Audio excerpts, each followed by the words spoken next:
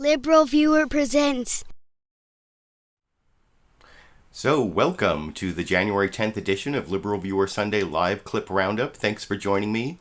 I picked out 35 of the weekend's best clips for what I think should be a really entertaining show for you all tonight. As usual, my clips come mostly from the Sunday morning news analysis shows from the big five corporate outlets of ABC, NBC, CBS, CNN, and Fox News, the so-called corporate media here in the United States. Actually, all the clips this Sunday come from those Sunday morning news analysis shows.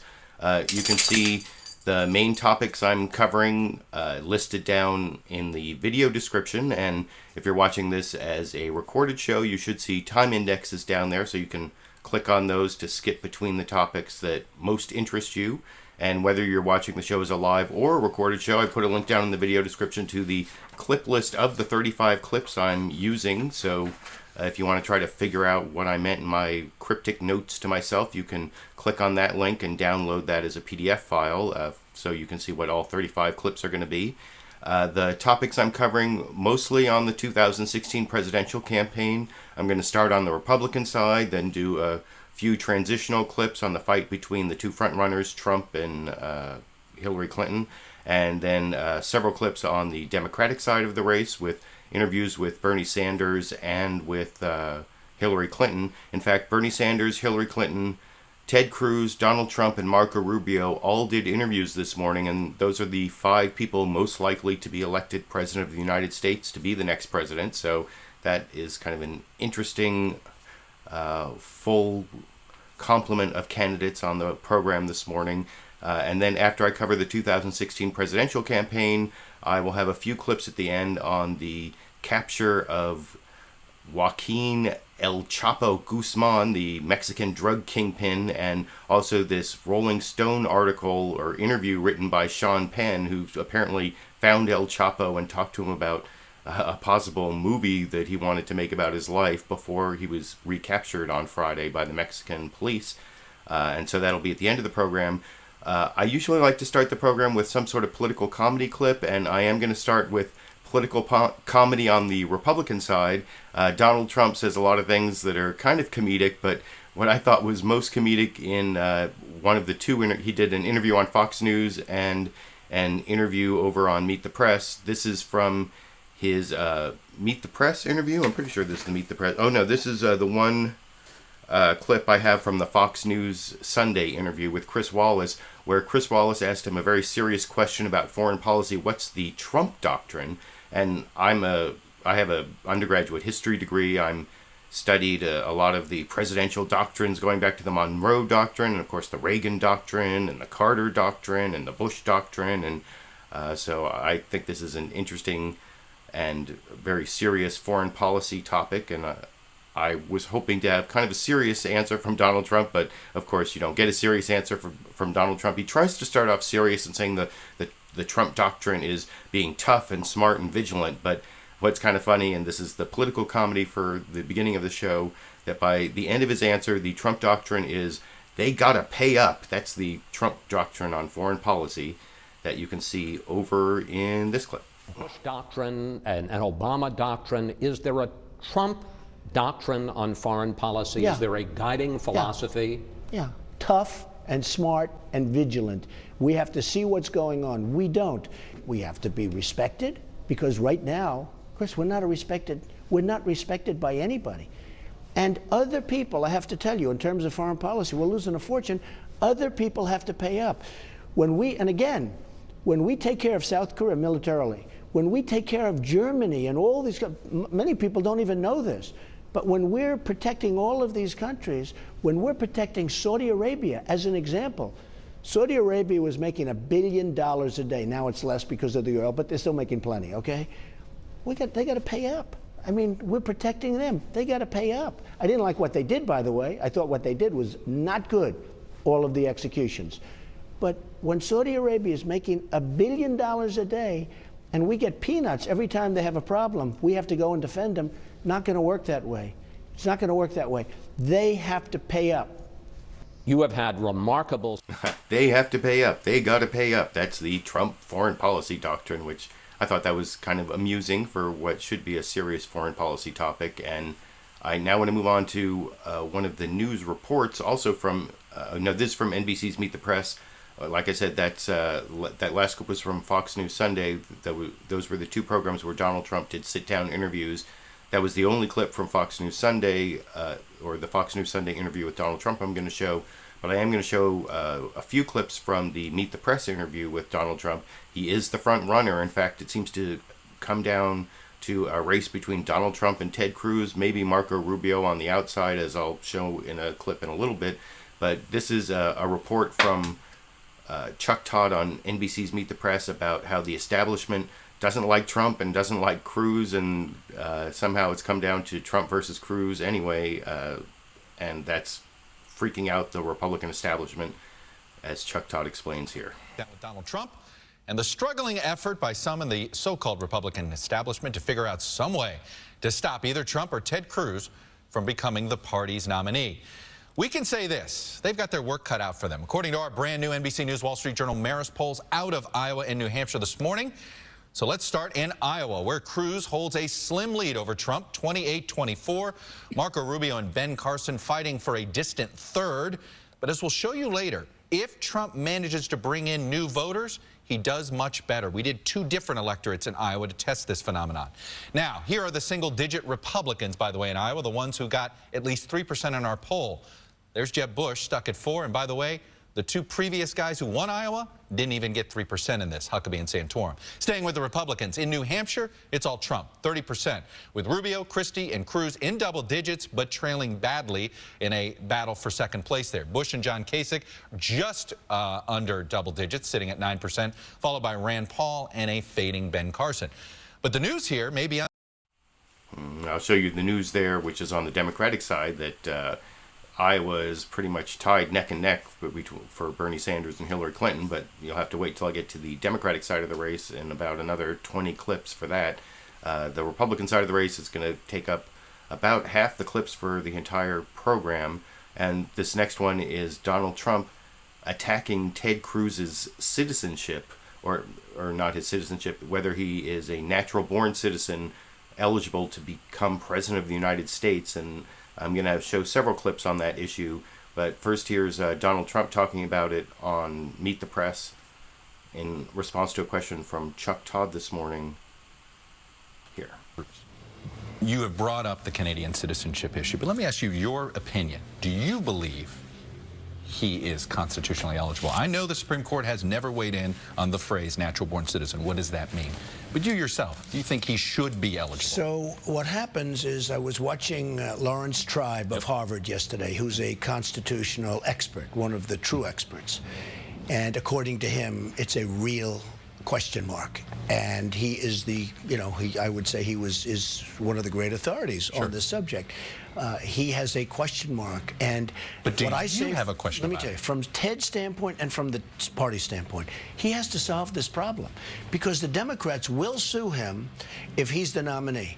If Ted is the nominee, he will be sued by the Democrats. And according to one of the great lawyers of the country at Harvard, with strong opinions on this, the whole thing has not been, this matter, as he said, this matter has not been determined. I understand that, No, but I'm talking about your problem. opinion. I would say that I would want the Supreme Court to rule, because they haven't ruled.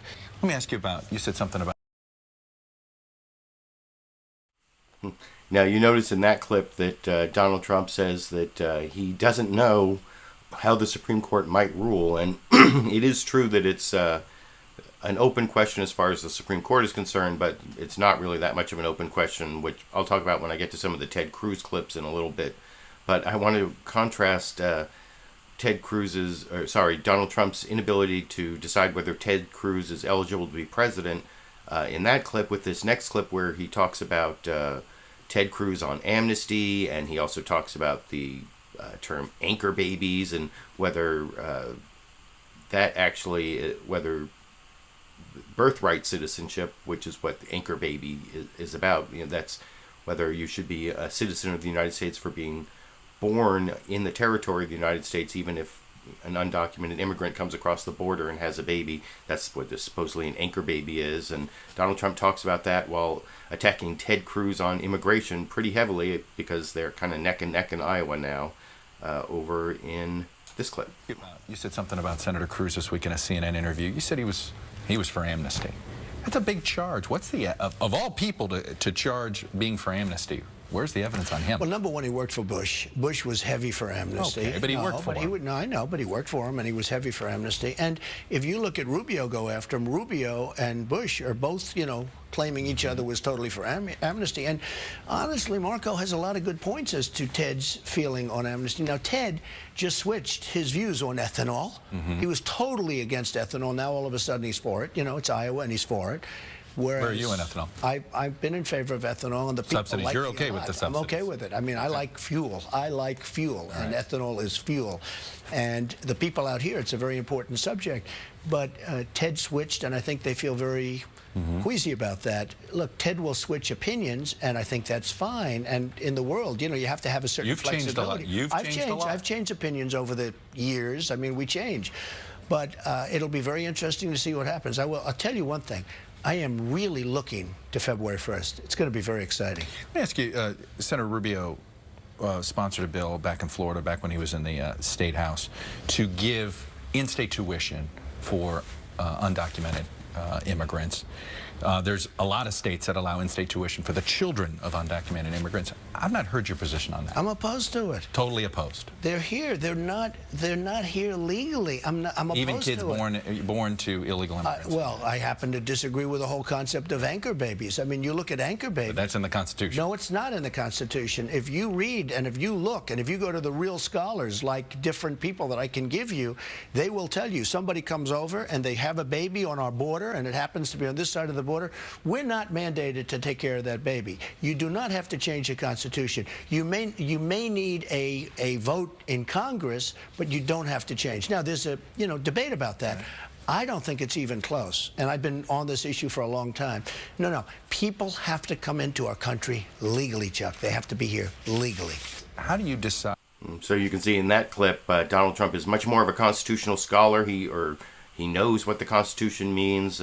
He knows that it doesn't allow birthright citizenship, and he's wrong on that issue. There's actually extensive constitutional law, case law on that issue, and I think it's kind of weird that he's so willing to give a legal opinion on that issue. But when it comes to Ted Cruz being eligible to be president of the United States, which hasn't been ruled on by the Supreme Court, but most of the law is pretty clear that since he was a U.S. citizen from birth, that he is a natural-born citizen. But Donald Trump couldn't accept that, and he also is not backing down from what he said about Muslims not being allowed to immigrate into the United States. And when Chuck Todd asked him about that, he apparently thinks he was right about that, and somehow some news events of some random Americans. There was this attack in Philadelphia over the weekend about where some crazy guy said Allahu Akbar and said he was attacking a police officer in the name of Islam, but he also had this criminal record and some mental instability issues. And Donald Trump brings that up, and that means he was right all along that we shouldn't let Muslims in the country over in this clip. How do you decide if someone's a Muslim when you're doing this test? There's got to be some kind How do you do this method? Because you're taking somebody's word. I'm not taking somebody's That's my point. And if somebody really wants to do damage, they're going to lie and cheat and sneak into this country. This has become a very big factor over the last week and a half, 2 weeks since I made my announcement that we have to see what the hell is going on.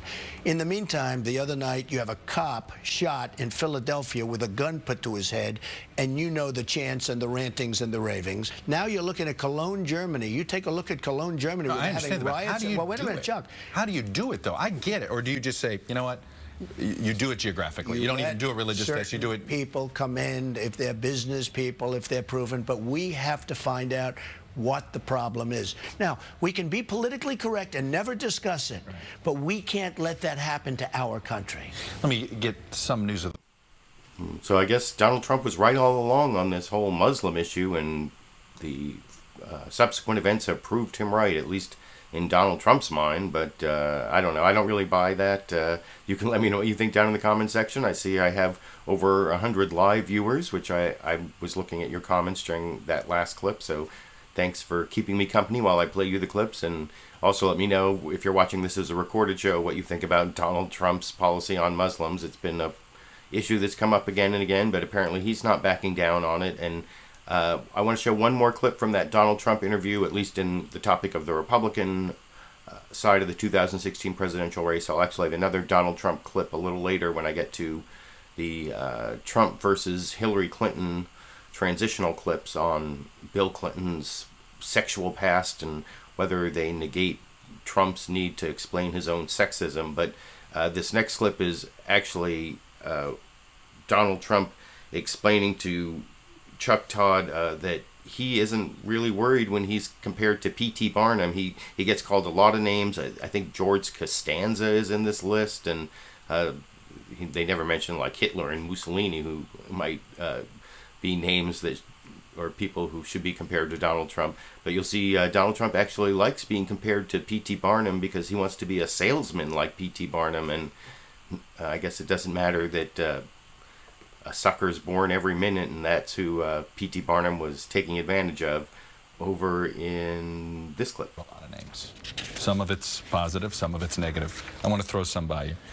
Let's see. Some people are calling you the music man of this race. Kim Kardashian, Biff from Back to the Future, George Costanza, P.T. Barnum.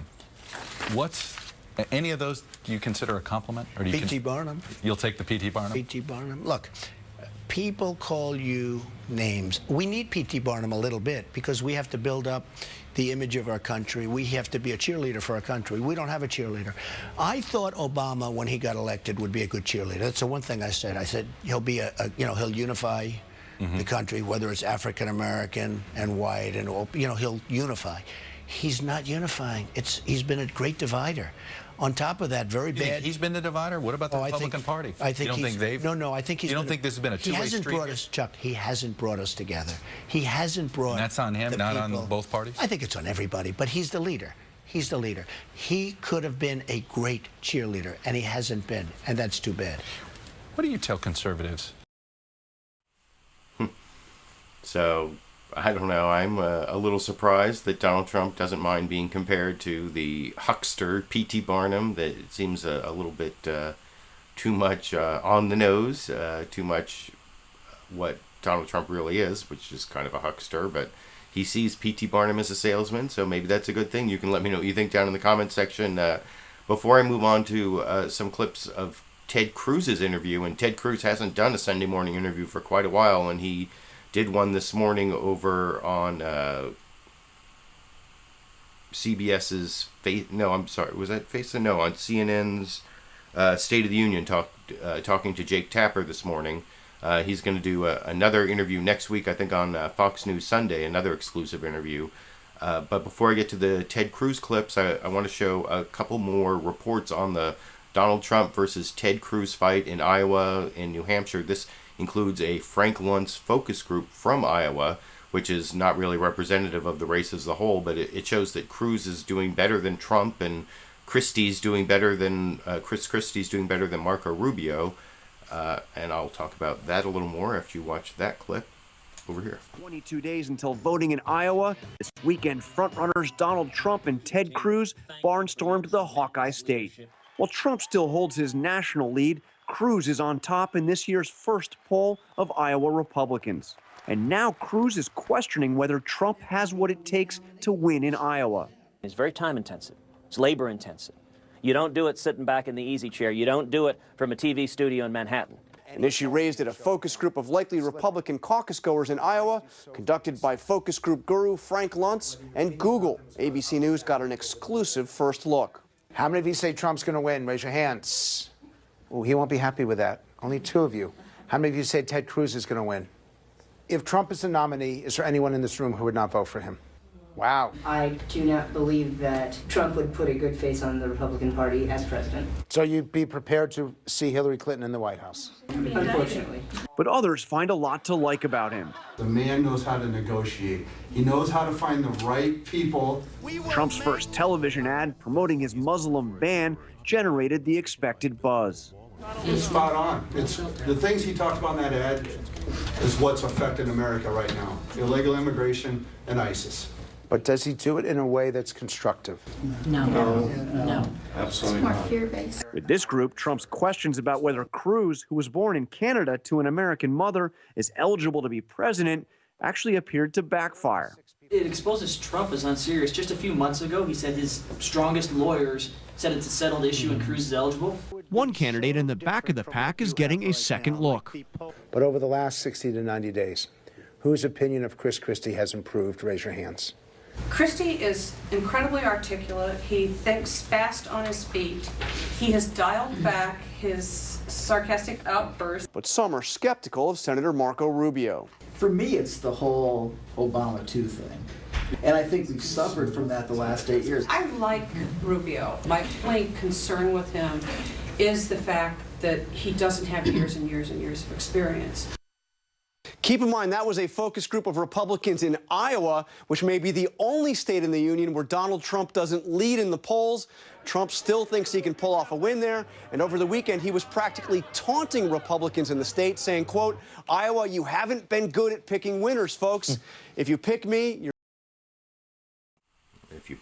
you're gonna pick a winner. I think I cut that off at the end there. And that's the Jonathan Karl report with the Franklin's focus group, which, as Jonathan Karl pointed out, is not representative of any other state because Trump is ahead in all the other states, but not in Iowa. But I thought that was kind of interesting in terms of Cruz beating Trump and Christie beating Rubio, because as you'll see in this next clip this is Jonathan Karl talking to George Stephanopoulos on ABC's This Week about the 538 group, the Nate Silver group that has been really accurate in predicting elections using all these statistical models and different ways of weighting the polls beyond just looking at an average of the polls.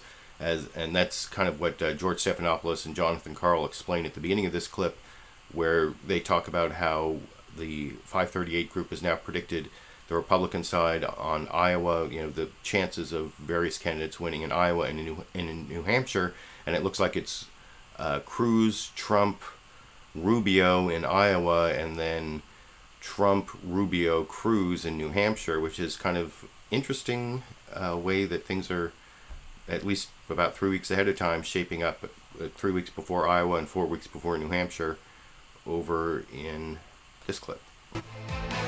Hello, I'm Jake Tapper in Washington, D.C. 538. They projected the race so correctly back in 2012, and now they've got the first projections for the Iowa caucus. That's right, George. Now, primary contests are notoriously hard to forecast, but 538 is for the first time this cycle breaking down the chances each candidate has to win in Iowa and New Hampshire. They're doing it by combining all the latest polling numbers with data on how the various polls and endorsements have predicted or failed to predict results in the past. While Senator Ted Cruz and Donald Trump are neck and neck in the polls, as of today, 538 gives Cruz a 44% chance of winning the Iowa caucus. Trump comes in second with a 21% chance of winning. And here's a surprise. Based on recent endorsements and momentum in the polls, 538 gives Senator Marco Rubio a 20% chance of winning in Iowa. Jeb Bush, Ben Carson trail far behind to round out the top five. Now, over in New Hampshire, Trump leads by a wide margin in every poll, and 538 puts him as the clear frontrunner with a 34% chance of winning. 538 gives Rubio a 26% chance of winning in New Hampshire. They are trailed by Cruz, John Kasich, and Jeb Bush. And, George, despite some momentum, 538 is giving Chris Christie only a 7% chance of winning in New Hampshire. Okay, John Karl, thanks very much. Let's take this. So those were interesting odds from the 538 group that put Trump Cruz, Trump, Rubio ahead in Iowa, and then Trump, Rubio, Cruz ahead in New Hampshire, and didn't include South Carolina, but I mean, it could be possible that they'll split those first three primaries and then it will be wide open, or Trump could win all three and almost wrap up the nomination. Cruz could really take off, but I don't know. It could go a lot of different ways, so I'm kind of excited to see how the voting goes in 3 and 4 weeks in Iowa and New Hampshire. But I want to move now over to Ted Cruz, who, after Donald Trump, is the most likely Republican nominee at this point, it seems. In some ways, he's more likely than Donald Trump, and then Marco Rubio is kind of the establishment candidate with the greatest likelihood of winning the Republican nomination. So I'm going to start off. I started to play this clip by mistake when I played that clip, that last clip instead. This is the beginning of State of the Union on CNN. Host Jake Tapper likes to start off the show by saying what the State of the Union is.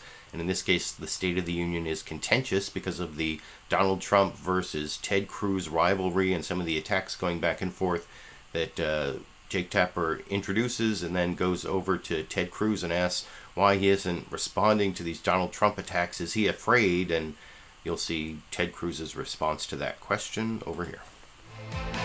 Hello, I'm Jake Tapper in Washington, D.C., where the state of our union is contentious. Republican presidential candidate Donald Trump, sensing a possible pending loss in Iowa to Texas Senator Ted Cruz, is launching broadside after broadside against the Texan. One of the chief attacks, questioning whether Cruz, who was born in Canada to an American mother, is constitutionally eligible to be president. Trump doubled down on this attack last night in Iowa. He's talking about natural-born citizen, right? Now, if he ever got the nomination, you know the Democrats are going to bring a major suit. He was born in Canada. Whether we like it, don't like it, he lived there, he was born in Canada. Cruz calls this attack nonsense, and the campaign has even released Cruz's mother's birth certificate. Sound familiar? We sat down for a Sunday exclusive with Senator Ted Cruz on his bus tour through the state of Iowa. His latest polling there, shows Cruz leading Trump 27% to 23% in the Hawkeye State. On board his campaign bus, I asked Cruz about Trump's many attacks. Senator Cruz, thanks so much for doing this. Appreciate it. Well, it's good to be with you. So you're getting a lot of flack from your opponents. I just have to say, Donald Trump in the last few weeks has gone after you in one way or another about your faith, suggesting you're in the pocket of big oil, questioning whether you're constitutionally eligible. I understand your strategy of not wanting to engage in what you call the silly season, but are you ever worried that by not responding, some people might feel like you're afraid of Trump? Well, look, let's be clear. This has been my approach with regard to everybody. Well, you and Rubio go back and forth sometimes. Listen, Marco and I have had some disputes on policy, and in particular something like the Gang of Eight, which was a major battle, and we disagreed on substantive policy. So I'm glad to engage on the substance there. But from the beginning of this campaign, whenever anyone has thrown rocks, has thrown insults, I have not engaged, I have not reciprocated. And I don't intend to, and that's the way I've treated Donald, it's the way I've treated every other candidate, and it's the way I intend to approach it. And the reason, Jake, I think most Americans, they couldn't care less about a bunch of politicians bickering like school children. Well, they care if you're constitutionally eligible, right? So that was the introduction from Jake Tapper with the first answer from Ted Cruz about whether he's afraid to go after Donald Trump, and he says he'll go after Trump on substance but not on insults. And then Jake Tapper asks him about the substance of whether the issue of whether he's eligible to be a president, whether he's a natural-born citizen under the U.S. Constitution. And you can see Ted Cruz's extensive, and since I'm a lawyer, I have to tell you, actually fairly legally accurate answer over here. Constitutionally eligible, right? I mean, that's something you get asked about that. But the substance of the issue is clear and straightforward. As a legal matter, the Constitution and federal law are clear that the child of a U.S. citizen born abroad is a natural-born citizen. And the dynamic that's happening, it was interesting. 3 weeks ago, almost every Republican candidate was attacking Donald Trump. Today, almost every Republican candidate is attacking me. And that kind of suggests maybe something has changed in the race. Well, you're leading in Iowa, for one, and second in the polls nationally. Carly Fiorina saying the other day that she says it's odd that it wasn't until 2014 that you renounced your dual citizenship, your citizenship with Canada. Now, I know you say you didn't even know about it until the Dallas Morning News wrote the story, I think, in 2013. Did you ever go back after that Dallas Morning News story and try to find out more about your parents' time in Canada, whether they did any, did they vote in Canada when they were there? No. No, they did not? My mother didn't because she was a U.S. citizen. And my mother, look, the internet has all sorts of fevered swamp theories, but the facts are simple. My mom was born in Wilmington, Delaware. She was an American citizen by birth. She's been an American citizen all 81 years of her life. She's never been a citizen of any other place. And so the law is simple and straightforward. And it's actually come up a bunch of times in our nation's history. So John McCain was born in Panama, but he was a U.S. citizen because his parents were citizens. And he was born on a U.S. military Well, base. George Romney, Mitt's dad, who ran for president in 1968, was born in Mexico when his parents were Mormon missionaries. But he was a U.S. citizen because his parents were citizens. And actually, Barry Goldwater was born in Arizona, but before Arizona was a state, when it was just a territory. And again, his parents were citizens. So as a legal matter, this question's straightforward. What it's really designed to do, listen, what the American people are focused on are the real problems facing this country. Sure. We've had, in the last 2 days, last night, we had 2 terrorists arrested, one in California, one in my hometown of Houston. They both came as Iraqi refugees using the same vetting that President Obama wants us to trust with Syrian refugees. And then today we saw a Philadelphia police officer shot multiple times by a man who's apparently pledged his allegiance to ISIS.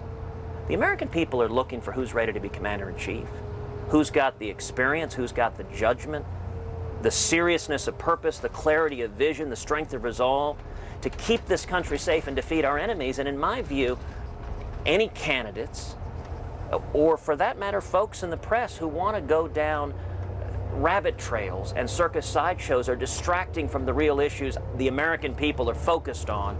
How do we keep America safe? How do we bring back jobs? How do we protect our constitutional rights? That's what I'm focusing on. Let's talk about one of those issues.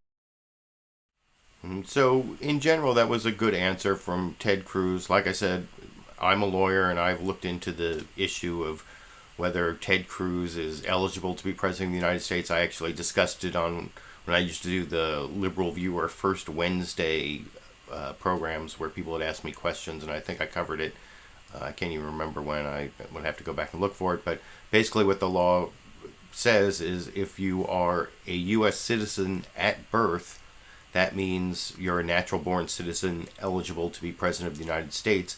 And at the time Ted Cruz was born, the Congress passed a law that said that if you're born of a U.S. citizen on foreign soil, and that U.S. citizen has lived at least, I think it's 5 of the last 14 years in the United States, then you are a U.S. citizen at birth. And so that would make Ted Cruz a natural-born citizen. Of course, it means that even if President Obama had been born in Kenya, and of course he was born in Hawaii, but if he had been born in Kenya, since his mother was a U.S.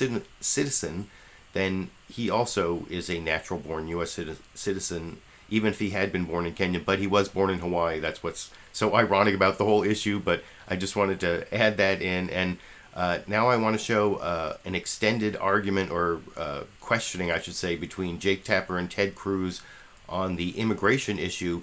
One of the ridiculous things about the Republican race right now is that Ted Cruz and Donald Trump, and to some extent Marco Rubio, are all trying to say that they are the farthest to the right, the most draconian on immigration and, deporting all the illegal aliens, as they like to call them, the undocumented immigrants, as I like to call them.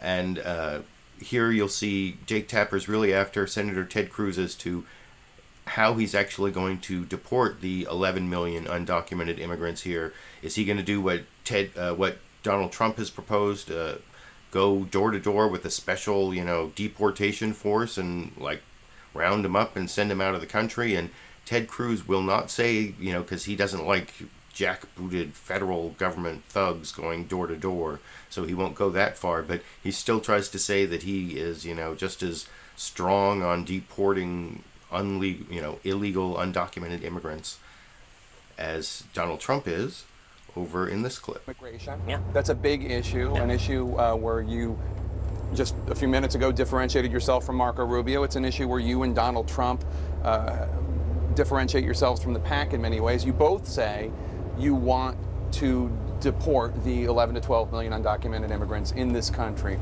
Now, Trump has said that he will have a deportation force that will go door to door and round people up and get rid of them, you haven't really been clear, as far as I can tell, as to how you're going to get all these people out of the country. How will you get them out?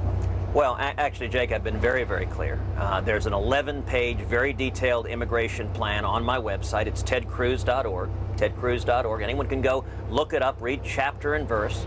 That immigration plan was drafted hand in hand with Steve King and Jeff Sessions, two of the strongest advocates and fighters for securing the border we have in the entire country. And it lays out details in terms of how we secure the border. Well, I'm not talking about the border, though. I'm talking about the people that are already in this country. No, but it details an entire enforcement strategy. It's not just interior enforcement is a critical part of how you stop illegal immigration. So it's a comprehensive approach to stopping illegal immigration. It begins by building a wall that works. And, you know, as I joked in the last debate, maybe we'll make Donald Trump pay for it. After that, we triple the Border Patrol. We increase fourfold the fixed wing and rotary wing aircraft. But how do you get the people who are already in here out? You put in place a strong E-Verify system. That means people cannot get employment without proving they're here illegally. You put in place a strong biometric exit-entry system for visas so that we know the instant someone overstays their visa. 40% of illegal immigration is visa overstays. And by the way, deportations are ineffective until you secure the border. Why? Because right now when we deport someone, often they come back in 2-3 days. It's like if a boat is sinking, you got to patch the hole first. If you just start bailing and you never fix the hole, it doesn't work. I get that, but I still don't understand how the people who are living in the shadows, who are already operating under the radar, at least 11 million of them, will you have a force that goes door to door, rounds them up, and deports them? We have an enforcement force. It's called Border Patrol, and it's called Immigration and Customs Enforcement. They're at the border. Charged. No, ICE is not. ICE is not. Border Patrol is at the border. ICE is at the interior. They're both law enforcement. And listen, this shouldn't be an issue of debate. You know, I'm reminded of some years ago, Sonny Bono was asked, "What's your view on illegal immigration?" And he said, "Well, it's illegal, isn't it?"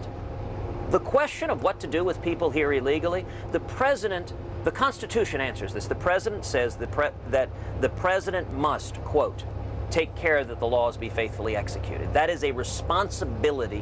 When the president takes his oath of office, that's a promise he's making to the American people.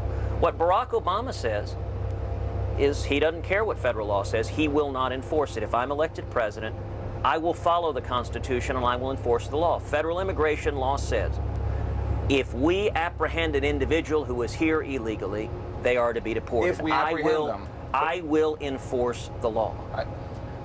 I don't mean to be disrespectful, but it seems like a fairly simple answer, yes or no. Will you have people going door to door, rounding people up? Door to door, we don't have any system that knocks on the doors of every person in America. That is not actually how the American law enforcement system works. We also don't have people going door to door looking for murderers. We don't live in a police state. We do have law enforcement. How do we catch people? We catch them through things like E-Verify. We catch them through things like the criminal law enforcement system, where in 2013, do you know how many criminal illegal aliens the Obama administration released?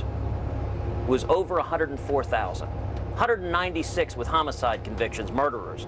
Roughly 400 with sexual assault convictions, rapists. Those numbers should be zero. Over 16,000 with drunk driving convictions. Right. So we enforce the laws, but this notion, and listen, you know the media game you're playing. You want to conjure up. No, I'm really just, Donald Trump has been very specific.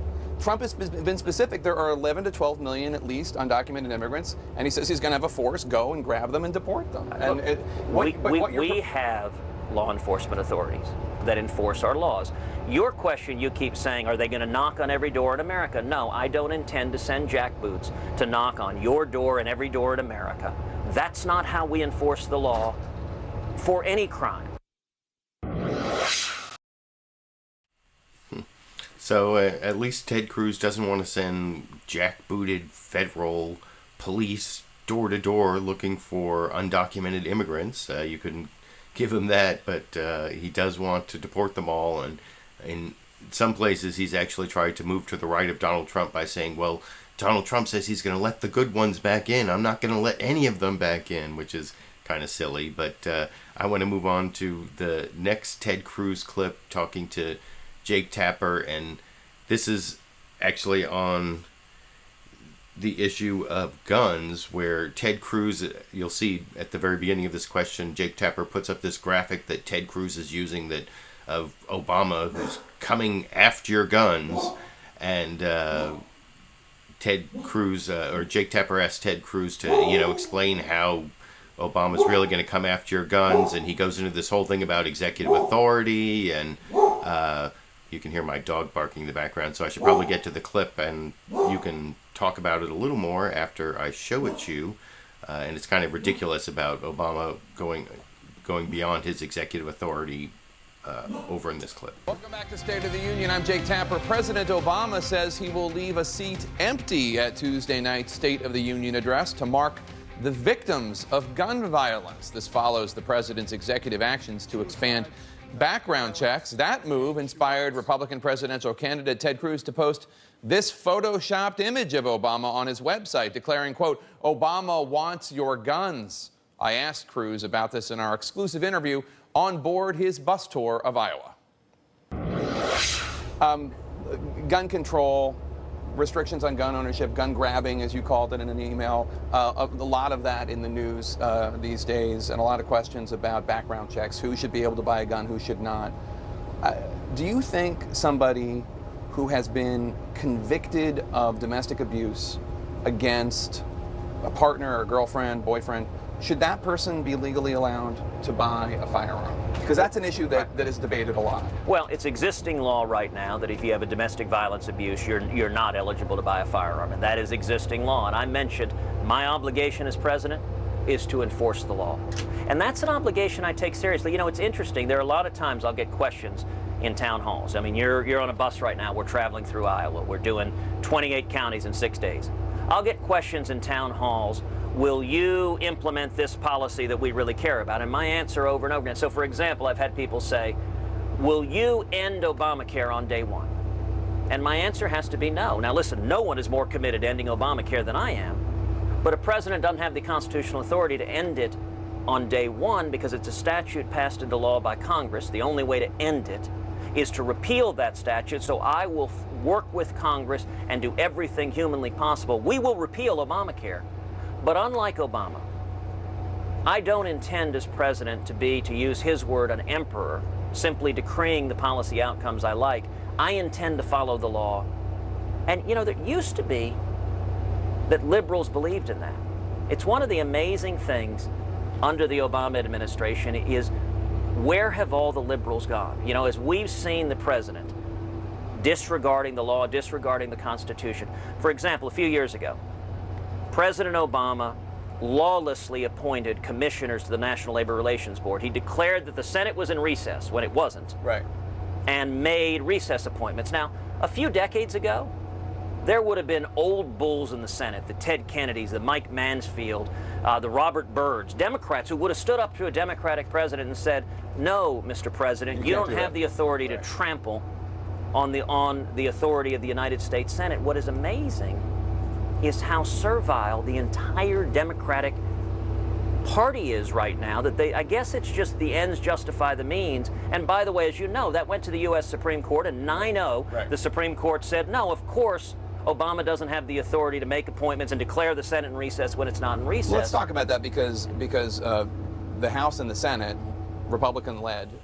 So that's actually the last clip I want to show of Senator Ted Cruz barking about President Obama overstepping his executive authority, though I also seem to finish the barking of my dog. I saw down in the comment section and over on Twitter I had a question from one of my viewers, Chris Lapaco, asking what kind of dog I have that was barking in the background. And my dog Sandy is a rescue dog, so we don't know what her breed is.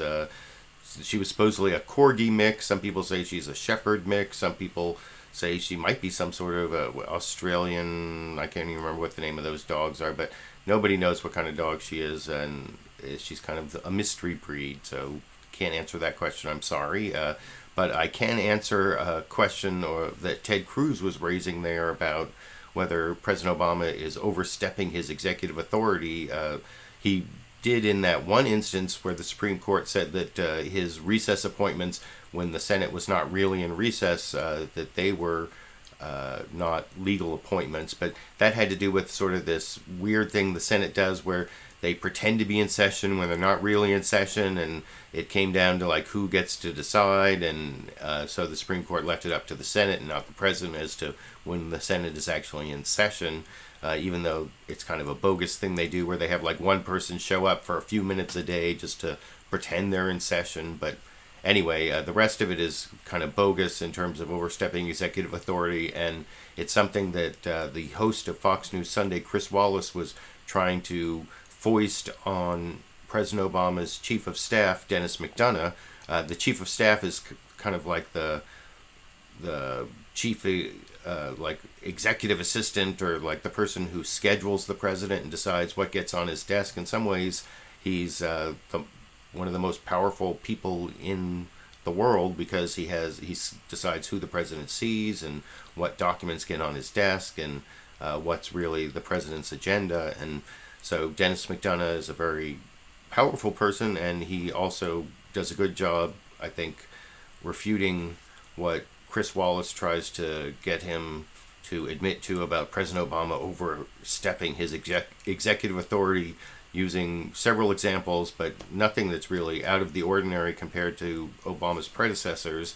And I think that's one of the things Denis McDonough says, in addition to several other arguments over in this clip. He's been moving the country forward is through executive action, not working through Congress. And I want to just take a look at a list of some of the executive actions over the last 14 months. November 2014, carbon emissions deal with China. Same month, temporary amnesty for 5 million illegal immigrants. December 2014, normalized relations with Cuba. July 2015, Iran nuclear deal. December 2015, Paris climate deal. This week, tighten gun controls. Mr. McDonough, whatever happened to Article 1 of the Constitution, which says all legislative powers herein granted shall be vested in a Congress of the United States? Yeah, well, look, I was actually happy to see that list because when I was on your show a year ago, you asked me whether the president was done, whether he recognized that he was basically had lost the election and there was nothing left for him to do. Everything that you just laid out are things that he got done in the last year, which of course we're very proud of. Most particularly this climate deal, which will protect this country, and there's people for decades to come, and the Iran nuclear deal, by the way, which fulfills my point, which is fulfills his promise to not let Iran get a nuclear weapon. But he did it on his own. He didn't do what the Constitution says, which is observe Article 1, that all those legislative powers reside in the Congress. So let me come back to Article 1 in a second, and particularly the war power, which is something that we hope the Congress will take up. I'd like to talk just generally about legislative power. Sure, and absolutely. And then we just completed a deal, which I talked about a second ago, a budget deal which allows us to invest $50 billion above what Congress wanted to do in things like middle-class prosperity, middle-class economics, and our national security priorities. We got a tax extenders deal with Congress because we wanted to make sure that's invested in middle-class families. My question. And they had an opportunity there if they wanted to exercise under their Article 1 priorities and powers, whether they wanted to be heard on any of these questions. They decided they didn't. So these are not self-executing powers. The they have to make a decision to do it. All legislative powers are vested in the Congress unless they don't act, in which case the president can do whatever he wants. It doesn't say that. Well, look, let's take the guns announcement from earlier this week. Very simple question. Everybody, in fact, many of the Republicans and many of our Fox commentators, I'm sure, as you've seen throughout the course of the week, have urged us to enforce the laws that we have. So what the president did is two things. He clarified, using guidance from the Attorney General, exactly what the law expects, a law that was passed by Congress 3 decades ago. The second thing he did is he asked Congress for 200 new agents to enforce those laws. I don't know why that's so objectionable or whether this is a constitutional question, Chris. I think this is not a constitutional question. This is a question of protecting the American people, 30,000 of whom last year died from gun violence. That's too many. Well, let's talk about another. So, like I said, I thought that was a good refutation of the overstepping of executive authority from Obama's chief of staff, Denis McDonough, there. And before I move on to some of the lesser candidates, well, there's Marco Rubio, who is like third most likely to be the Republican nominee, I guess. And then there'll be a couple lesser candidates. But First, I want to show Fox News Sunday, Chris Wallace kind of narrating the negative campaigning between the Republican candidates, and it's kind of funny to watch the way they're going after each other, especially the way it's reported over on Fox News. Wait, let me make sure I get the right clip here. Yeah, over in this clip. With 22 days till Iowa, the presidential campaign has entered an intense new phase, with attack ads jamming TVs in early voting states. Here's a look at the air wars on the trail.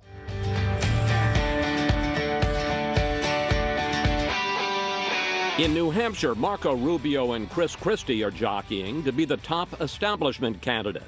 The big issue, who is the real conservative? Chris Christie, one high-tax, Common Core, liberal, energy-loving, Obamacare, Medicaid expanding president is enough. Christie fired back at Rubio on Laura Ingram's radio show. It just shows how inexperienced he is and how unprepared he is to be our candidate against someone like Hillary Clinton. So pat him on the head and then cut his heart out. Rubio is also a target of Ted Cruz's super PAC, which is questioning whether he's up to being president. Yeah, I know I have a debate, but I got to get this fantasy football thing right. Okay. In Iowa, the battle is among social conservatives. Rick Santorum, who won the caucuses last time, is going after this year's frontrunner. You want someone to read one hell of a bedtime story? Ted Cruz is your guy. If you want to protect America and defeat ISIS, Rick Santorum's your president. Jeb Bush's super PAC has spent millions attacking Donald Trump. But so far, it's not helping Bush or hurting Trump. Still, the ads keep coming. They said ISIS was contained and that this isn't our problem. Why do we can't let ISIS and Syria fight? He says that ISIS is not our fight. Really? As for Trump, who's trashed almost everyone on the trail, his campaign released its first ad this week. And shockingly, they decided to stay above the fray. The politicians can pretend it's something else, but Donald Trump calls it radical Islamic terrorism. On one New Hampshire TV station, 25% of all commercial time is now going to campaign ads. And as the voting gets closer, it will only get worse. Now, a quick program.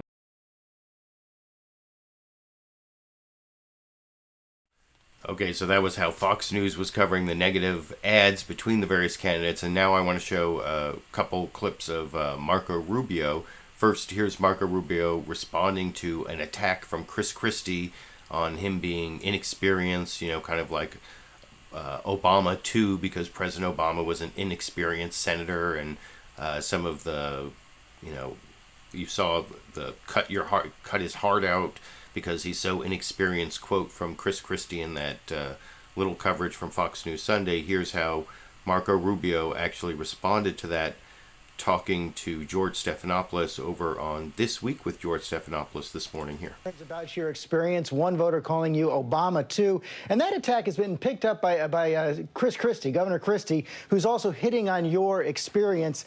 He's made a point about you in a pretty graphic way this week. Let's listen. This guy's been spoon-fed every victory he's ever had in his life. That's the kind of person that we want to put on the stage against Hillary Clinton? I don't think so. So pat him on the head and then cut his heart out. Cut your heart out? What do you make of that? Well, look, Chris doesn't want to have a debate about his record. It's not personal, but Chris's record for a Republican is not what we need. He's a supporter of Common Core. He's personally given a donation to Planned Parenthood. He's a supporter of gun rights. That's why gun control. That's why he got into office to begin with, was to run for gun control. I mean, the last thing we need in our Republican nominee is someone who agrees with Obama and Hillary Clinton on many of the key issues before this country. So he doesn't want to have a debate on those issues, so he says these sorts of things. What do you make the about bottom that? Line is, what do you make about that experience that you coming from the voters, worried that you don't have the experience, worried that you could be another Obama? Well, first of all, Obama's not a failure because he was a senator. Obama's a failure. He's had 7 years of presidential experience, and he's still making enormous mistakes. So clearly it wasn't experience. It was his ideas and his ideologies are flawed. But the broader point is, it is true there are people running for president that have lived longer than I have, but there is no one running as a Republican for president who has more experience, has shown better judgment, or has better understanding of our national security issues than I do.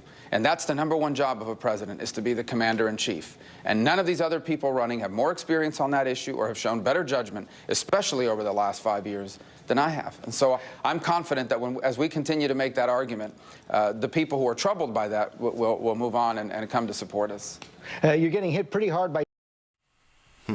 So, yeah, like I said, that's Senator Marco Rubio responding to the attacks from Governor Chris Christie about him being inexperienced and not willing to take on how Hillary Clinton's going to cut his heart out because he's so young and naive. And I don't know if that is going to work for Chris Christie because he has an outside chance of overtaking Marco Rubio as the third candidate, the establishment candidate that will take on Trump and Cruz, who are number 1 and 2. And I want to share one more clip from Marco Rubio because he also is one of the possible front runners here. And this is how he's trying to differentiate himself from Ted Cruz. He actually made a speech where he said that those people who supported reform of NSA spying and bulk phone record collection were lobbyists for ISIS, and that includes Ted Cruz here. And he doesn't really back off from that, even though some of his supporters supported that bill, because he uses that commander-in-chief argument that you just heard in that last answer. And he also expands on it by the end of this clip, where Ted Cruz is also unfit to be commander-in-chief, or at least less fit to be commander-in-chief, because he wasn't harsh enough on Edward Snowden, who's a traitor, according to Marco Rubio over in this clip. Mr. Cruz saying the USA Freedom Act reforming America's surveillance capabilities that he supported is going to make it harder to protect the homeland. Here's what you said this week. If ISIS had lobbyists in Washington, they would have spent millions to support the anti-intelligence law that was just passed with the help of some Republicans now running for president. That language about lobbyists for ISIS is pretty tough, but the bill was also supported by Iowa Senator Charles Grassley, New Hampshire Senator Kelly Ayotte, and almost 24 members of Congress who support you. Are they all in league with lobbyists for ISIS? No, but the name for two things. The names you just mentioned supported it not because they thought it was a good idea, but because if nothing passed, it would have expired. And second, they're not running for president. We're running for commander-in-chief here. And no, we should not have a commander-in-chief that wants to weaken our intelligence programs. But my quarrel with Ted on these issues of national security are not limited just to the intelligence bill. If it was just that, you can have an honest disagreement. We are already cutting military spending by too much. For ISIS? Absolutely.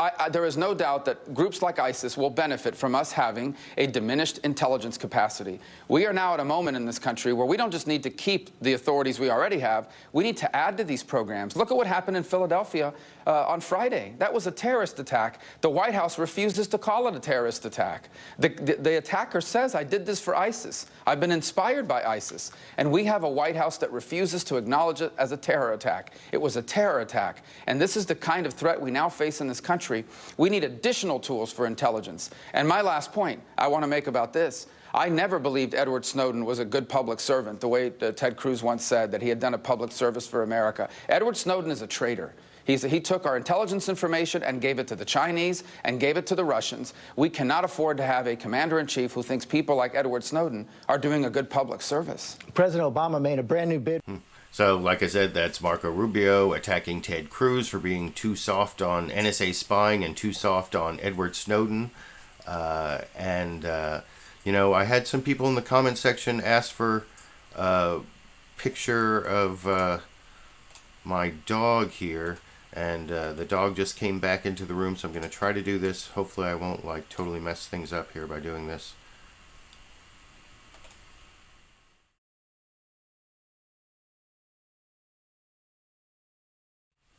Here you can see that's the dog Sandy that I was trying to explain what breed she was earlier.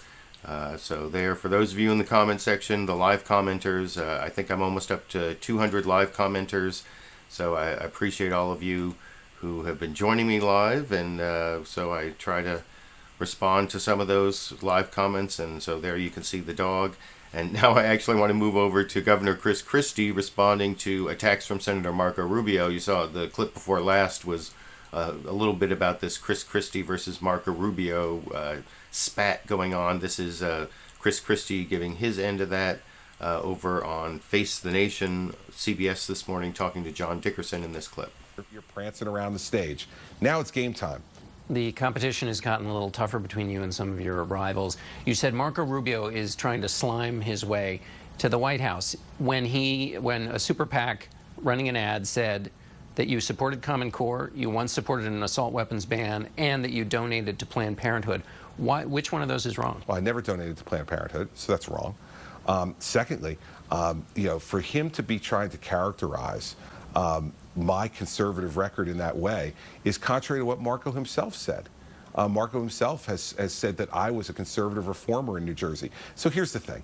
I'm not going to spend my time talking about Marco Rubio, okay? If Marco wants to think that, this is the guy who stood up and really lectured Jeb Bush on the debate stage. So someone's told you that by criticizing me, it helps you. Well, apparently that same someone is now talking to Marco.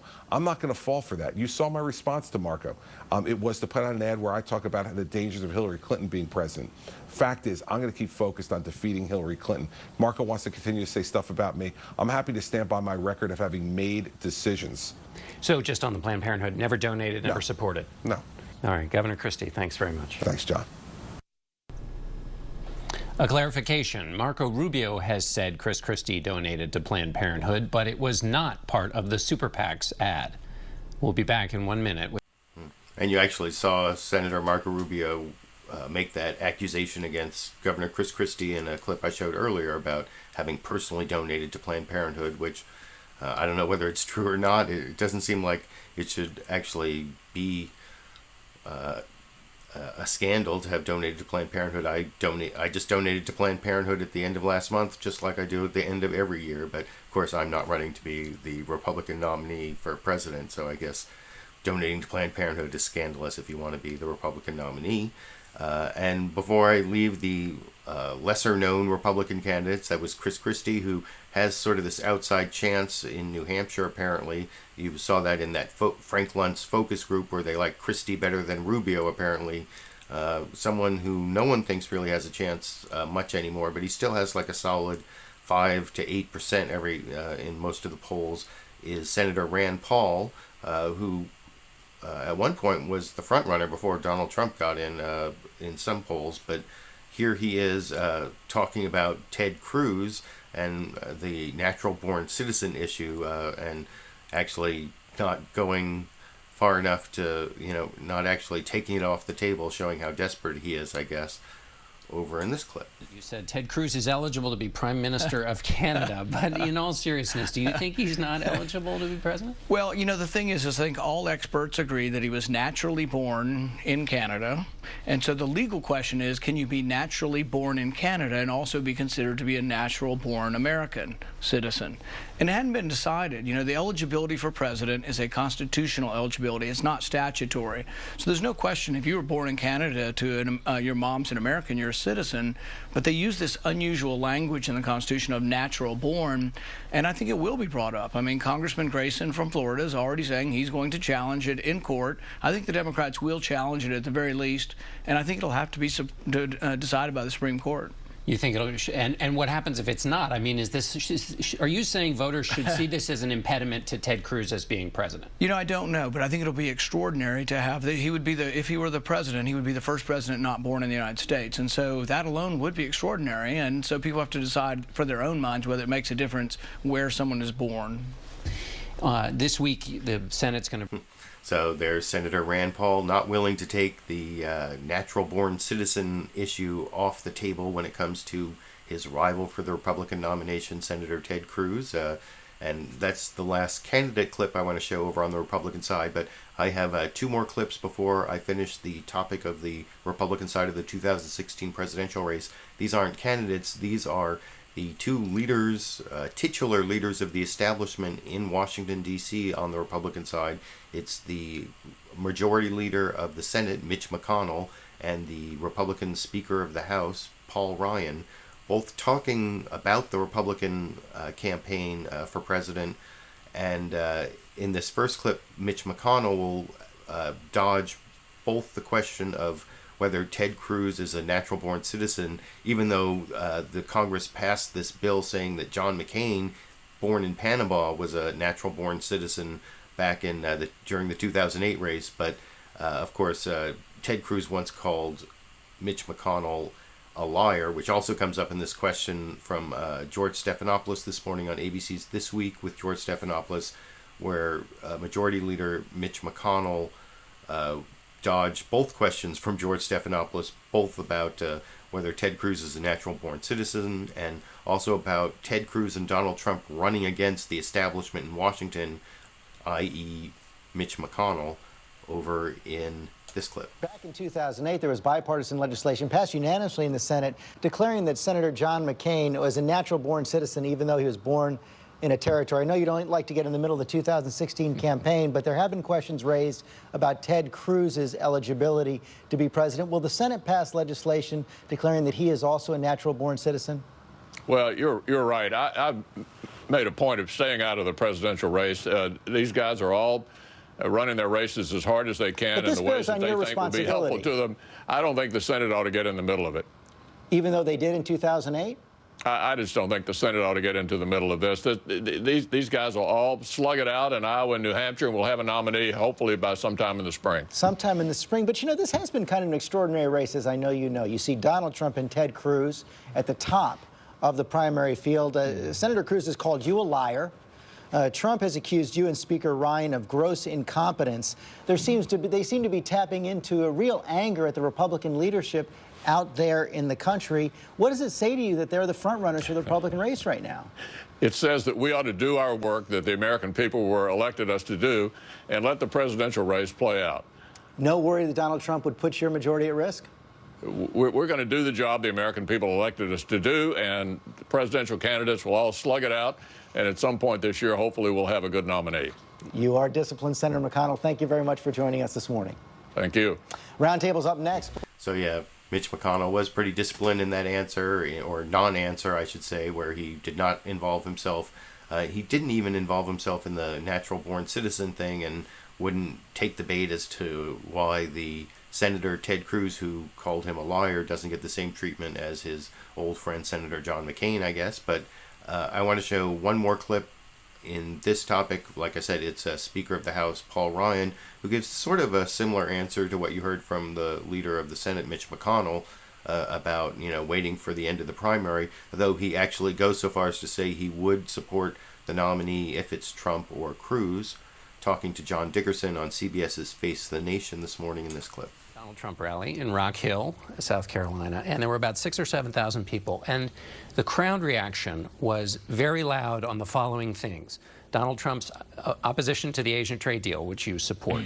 His opposition to last year's budget, at the end of the year budget, which you support. His opposition to undocumented workers having any kind of pathway to anything, legal status or citizenship, and also to any tinkering with entitlements. The crowd didn't just clap politely. They went crazy. How does a Republican Party get together when you have a set of ideas that are totally antithetical to all of those people who are cheering so loudly? We're a big tent party. I think what we do as leaders is we say who we are, what we believe, and where we want to lead, and let the people decide. Look, that's just the way I see this thing. I really think the country's on a bad path, a dangerous path. I think we could lose what's so unique about our country. This American idea, the condition of your birth doesn't determine the outcome of your life. We believe in growth and prosperity and security. All those things are in real deep jeopardy. And so, yeah, do I agree or disagree with various candidates on various issues? Of course I do. I mean, we're individuals. But can we offer the country a really clear and compelling choice that's not divisive but inclusive, that's inspirational, that's pro-growth? That's what I'm trying to do, and that's what I think we can do. And so, does the campaign make it harder to do that, then? I don't think the campaign makes it harder because this is a primary season. What's happening right now are these candidates are trying to distinguish themselves from among the same party, from over the same voters. So I think primaries inevitably have this kind of friction. But once you get through the primary, I think we unify as a conservative movement, we unify as a cause, and we go out and we try and win converts to conservatism. We go out and we try to give the country a really clear choice. Will you support Donald Trump if he's the nominee? Yeah, I'll support you. Of course I will. And will you support Ted Cruz if he's the nominee? You're here in South Carolina for... So, I don't know, that may be a little bit of wishful thinking on Speaker Paul Ryan's part there about the Republican Party unifying at the end of the primary process, but it could happen, I suppose. I don't think that the process is going to make them stronger. I think it's shown the radical, sometimes racist, sometimes misogynist, sometimes anti-immigrant, xenophobic views of the Republican base that are going to be hard to cover up again once the general election begins. So, like I said, that's the last clip I want to show on the Republican side of the race. The next 4 clips are the transitional clips between the Republican side and the Democratic side, which are this week have to do with the clash between Donald Trump and Hillary Clinton on Bill Clinton's sexual past, because Hillary Clinton brought up the possibility that Donald Trump has a penchant for sexism. And these 4 clips include 2 Donald Trump clips, 1 Hillary Clinton clip, and then 1 Bernie Sanders clip. The Bernie Sanders clip is really quick at the end. But first, here's 2 Donald Trump clips. First, one is over... let me make sure I get this right. This is from the Chuck Todd interview on NBC's Meet the Press, where he brings up this brewing conflict with Hillary Clinton on the sexism versus Bill Clinton's sexual past, and whether Donald Trump is raising it as a threat. And he says it is a threat, basically, but doesn't really go as much into the details as he did over on Fox News Sunday, which is the next clip I'll play. But here is the setup on Meet the Press, NBC's Chuck Todd, getting him to talk about the dynamics of when he'll bring up the issue over in this clip. Clinton called Donald Trump out for his attitude towards women. Trump wasted no time in firing back, saying if she wants to play that game, so can he, with Bill Clinton as the target. Well, I asked him yesterday whether he's serious about going down that road. You've said you're willing to bring up Bill Clinton's past with women if Hillary Clinton attacks you for being a sexist. So is that a threat to her? Is that essentially what you're saying is, hey, you want me to go down that road? You go down that road, I go down this road. Is this sort of public threat? I don't want to say it's a threat. What is it? It's a threat. Okay. But it is a threat. Yeah, of course. I mean, I can call it a nicer name. Yeah. She was saying he has tendencies toward being sexist. Talking about who? It's all about. You? Talking about me.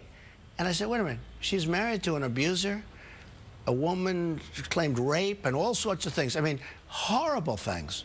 You read the books. You know, though, if you bring it up, people are going to bring up yours. It's okay. I mean, your first divorce was ugly. Number one, it's fine. All over the tabloids. You know what? I wasn't the president of the United States, and I wasn't dealing in the Oval Office, all right? A big difference. I wasn't the president. And my first wife thinks I'm great, and my second wife, and I have a great marriage. I mean, I have a great marriage. So, I mean, it's fine. I'm not saying don't bring anything up with me, but when she says that, I had to bring it up. And by the way, they've become very unresponsive since then. No, they have. And I just won the Fox poll against her even.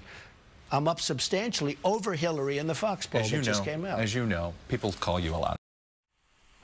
So that's Donald Trump over on Meet the Press, giving sort of the tactics of when he's going to bring up the Bill Clinton sexual past issue in response to the sexism charge from Hillary Clinton. Over on Fox News Sunday, talking to Chris Wallace, he got a lot more into the details of what parts of Bill Clinton's sexual past he might go after, and how Hillary Clinton is responsible for that as an enabler. And much more details about that over in this clip from Fox News Sunday this morning here. A short video, once again hitting Bill Clinton on his personal problems. Here it is. Women's rights are human rights, and human rights are women's rights, once and for all. Let's keep fighting for opportunity and dignity. First of all, you put Bill Cosby in there, and you have compared Bill Clinton's problems to Bill Cosby's. No, I'm not doing that. I mean, that's really up to the public. Well, it's up to you Bill. have mentioned them both in the same sentence, and the reason I ask is... I mean, it's not up to me. As inappropriate as his relationship with Monica Lewinsky may have been since she was an intern... Well, you're not talking about Monica, you're talking about many. It was consensual, Clinton and Monica. You're talking about many. I mean, if you read the book has other ones that were really horrible. You have one being accusing of rape and other things. He was impeached. He lost his law license, couldn't practice law. He had to pay a massive fine or a massive amount of money to, whether it's Paula Jones, whoever, and this was all done in the White House. A lot of this was done in the White House. Not a good situation. Now, had she not mentioned about penchant for sexism to me, penchant, I have a penchant for sexism, I have more respect for women than Hillary Clinton has. I have more respect than Hillary Clinton, okay? I will take care of this country far better than Hillary. So I thought it was appropriate. I mean, to be honest, I thought it was appropriate. He's campaigning for the wife. She said I had a penchant for sexism, which I don't. But that's what she said. Now, she made the statement. A lot of Republican officials, including a lot of Republican women, say this is going to backfire, that you're only going to make her more popular. Once again, she's the victim, that is going to turn off. No. Let me tell you, she's not a victim. She was an enabler. She was an enabler? She worked with him. I mean, some of the women have been totally destroyed. Some of these women have been destroyed. And Hillary worked with him. I mean, there's no feeling sorry for Hillary in this situation. And all you have to do is look at some of the facts and look at some of the settlements. There's no feeling sorry for her. Clinton has refused to respond to your statements, saying she's made a New Year's resolution. Here it is. I'm going to let him live in his alternative reality, and I'm not going to respond. Your reaction? Well, I can tell you right now, during the debate, the Democrat debate, even though they call it the Democratic debate, it really is the Democrat debate. Then she brought the sexism into it, penchant for, and I said, what's going on over here? I mean, and then her husband says, I'm going out to, he's going to go out to campaign. So with all of that happening, I think he's fair game. And I would say 95% of the people that have looked at it, including the liberal press, has agreed with me. In the time we have left, let's do a lightning. I don't know. It doesn't seem like it's such a great line of attack, except for Trump in the Republican primary, where it works well with the Republican base. But I was an adult back in the Clinton years. I actually was in law school while Bill Clinton was president, and I remember the whole Monica Lewinsky scandal very well, and the way it made Bill Clinton's popularity go up, and also Hillary Clinton's popularity go up. And I don't know if that's going to change because of different attitudes towards sexual misconduct, but I'm not so sure it's going to work for Donald Trump in a general election. But I noticed I went over 200 viewers for the live show here, so you can let me know what you think down in the comment section. I'm going to move on to Hillary Clinton's actual response on this issue. You know, Donald Trump in both the last two clips mentioned that Hillary Clinton wasn't responding, and you saw Chris Wallace even played a clip of her saying that she wasn't going to respond and she was going to let Donald Trump live in his alternate reality or whatever. Well, Hillary Clinton actually gave an interview this morning to CBS's Face the Nation, talking to John Dickerson, and he brought up this conflict with Donald Trump about Bill Clinton's past, and you can see how Hillary Clinton answered that over here. Senator, let me ask you about a general election opponent you may face. That's Donald Trump. You got into a pretty ugly exchange. You charged him with sexism, and then he put out an Instagram video of your husband and Monica Lewinsky. Your reaction to that? Well, if he wants to engage in personal attacks from the past, that's his prerogative, so be it.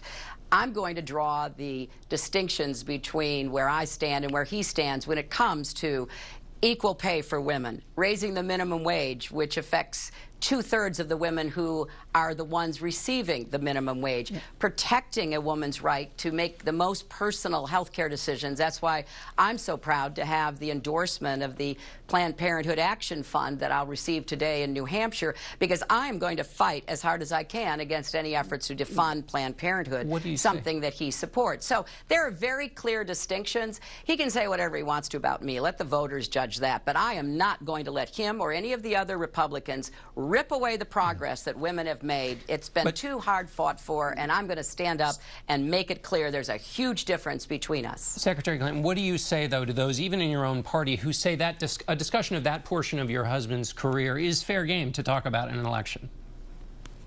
Well, it's been fair game going back to the Republicans for some years. They can do it again if they want to. That can be their choice as to how to run in this campaign.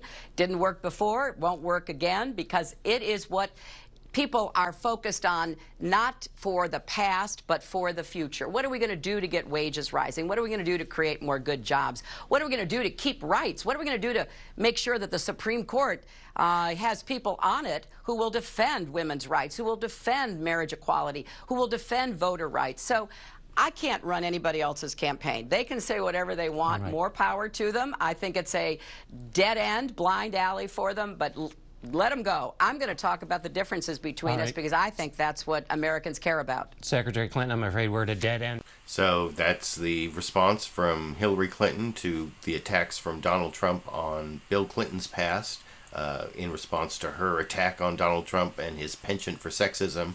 That may be a preview of an issue we're going to see discussed in the general election if the two frontrunners actually get their party's nomination, and it is a Donald Trump versus Hillary Clinton general election race. Who knows? It's possible, although one person who is catching up to Hillary Clinton who may surpass her and become the Democratic nominee, it's more likely than winning the Powerball, which was something a lot of people were thinking they might do this last week here in the United States, win $1 billion with the lotto, the Powerball multi-state lottery that was going on here in the United States, and nobody won that. So somebody, I guess the chance of Bernie Sanders winning the Democratic nomination is substantially higher, as I'll show in some additional clips, but showing that Bernie Sanders really wants to win, I think, is this next clip, very brief, from ABC's This Week with George Stephanopoulos. It's George Stephanopoulos just introducing how Bernie Sanders out on the stump has said negative things about Bill Clinton's sexual past, even though he's also said that he's running against Hillary Clinton, as you can see over in this clip. Thanks for the opportunity to be with you. Thanks for being here. As Bill Clinton hits the campaign trail, Bernie Sanders... Oh, sorry about that. It's not from ABC's This Week with George Stephanopoulos. It's from CNN's State of the Union with Jake Tapper over here. Thanks for the opportunity to be with you. Thanks for being here. As Bill Clinton hits the campaign trail, Bernie Sanders hits him with some surprisingly strong language. Fighting words? Hillary Clinton is not Bill Clinton. What Bill Clinton did, I think we can all acknowledge, was totally disgraceful and unacceptable. But I am running against Hillary Clinton. I'm not running against Bill Clinton. You get a cold. You can't. Oh, sorry about that little ad. I didn't cut off before the end of the clip there, but I thought that was interesting that Bernie Sanders would go so far as to say something about something negative about Bill Clinton's sexual past, and then also saying that he's running against Hillary Clinton. And I think, I guess I kind of agree both of those things are true, that I don't agree with everything Bill Clinton did regarding women, although I don't know if it had much bearing on his presidency, and I certainly didn't agree with his impeachment. And I also agree with what Bernie Sanders said there about how he's running against Hillary Clinton. So that's the last of the 4 transitional clips about the general 2016 presidential race. And in this case, this week, that means the clash between Trump and Hillary Clinton on Bill Clinton's sexual past. And I'm not going to show more clips on that. But so now I'm going to move on to the Democratic side of the 2016 presidential race. And I do have clips of both Bernie Sanders and Hillary Clinton here, but I want to start with a Meet the Press clip that talks about a new NBC poll that has Bernie Sanders and Hillary Clinton virtually tied in Iowa and virtually tied in New Hampshire, so it's really a race in both of the first 2 states, as I will discuss after you watch that clip over here. Side. We've got quite a race. We always knew we had one in New Hampshire, but look at this in Iowa. It's now a toss-up. Hillary Clinton's lead there has shrunk to just 3 points over Bernie Sanders in a critical state for her, with Martin O'Malley way back at 5%, but that 5% number very important for him for the next Democratic debate. In New Hampshire, just flipped the leaders, but essentially the same story. It's Sanders narrowly ahead, but by just 4 points. O'Malley barely registers. It's fair to say a year ago, no one would have predicted Bernie Sanders mounting this kind of challenge to Clinton or Donald Trump leading anywhere. But that's where... So that's the new NBC poll that shows it's a real race on the Democratic side, both in Iowa and New Hampshire, which is kind of exciting. And if Bernie Sanders won both Iowa and New Hampshire, he would have a real chance to be the nominee, although even then he might have some difficulty. You know, there was a president who didn't win Iowa or New Hampshire, and that was a Democrat named Bill Clinton.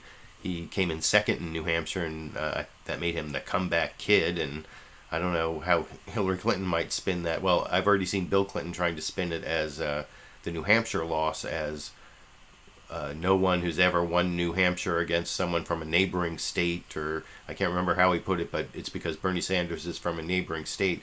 But if Bernie Sanders won Iowa and New Hampshire, which is still unlikely despite those numbers you just saw there, I think that would really put him in contention, even though it's hard to see how he builds on that in a lot of the other states that aren't like Iowa and New Hampshire, that have a lot more minority voters, a lot more African American voters, and Bernie Sanders still hasn't caught on in those parts of the Democratic Party as well as he's done in Iowa and New Hampshire. But I don't know.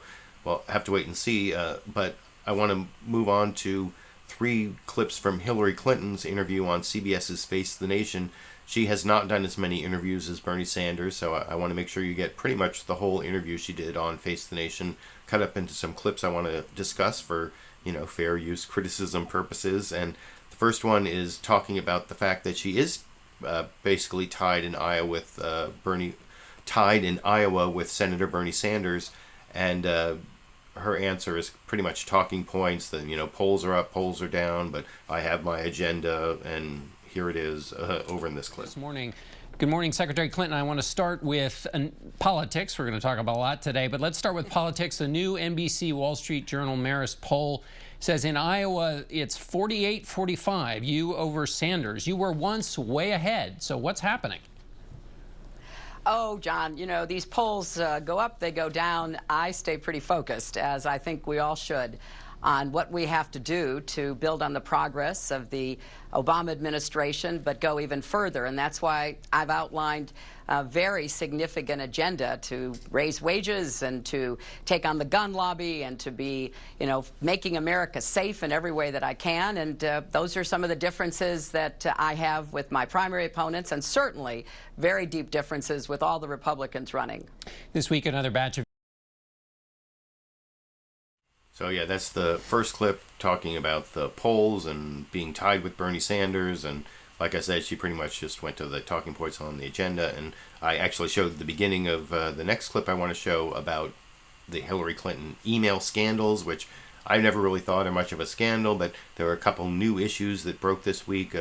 One about an email that was just released in the last week showing that she told somebody to strip out the header of some email so that and it's kind of hard to understand, and then she was concerned about someone else not using their government email. That came out, and over on CBS's Face the Nation, John Dickerson asked Hillary Clinton about both those issues, and this is maybe a preview. I think this whole email thing is going to keep going for the rest of the election, all the way through the general election, so you'll probably should get used to hearing answers from Hillary Clinton about that issue that sound something like this. A batch of your emails were released by the State Department. One of them is a back and forth between you and a staffer about a secure fax that won't come through, and you directed him to, quote, turn into non-paper with no identifying heading and send non-secure.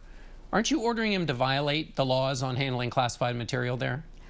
No, not at all. And as the State Department said just this week, that did not happen, and it never would have happened because that's just not the way I treated classified information.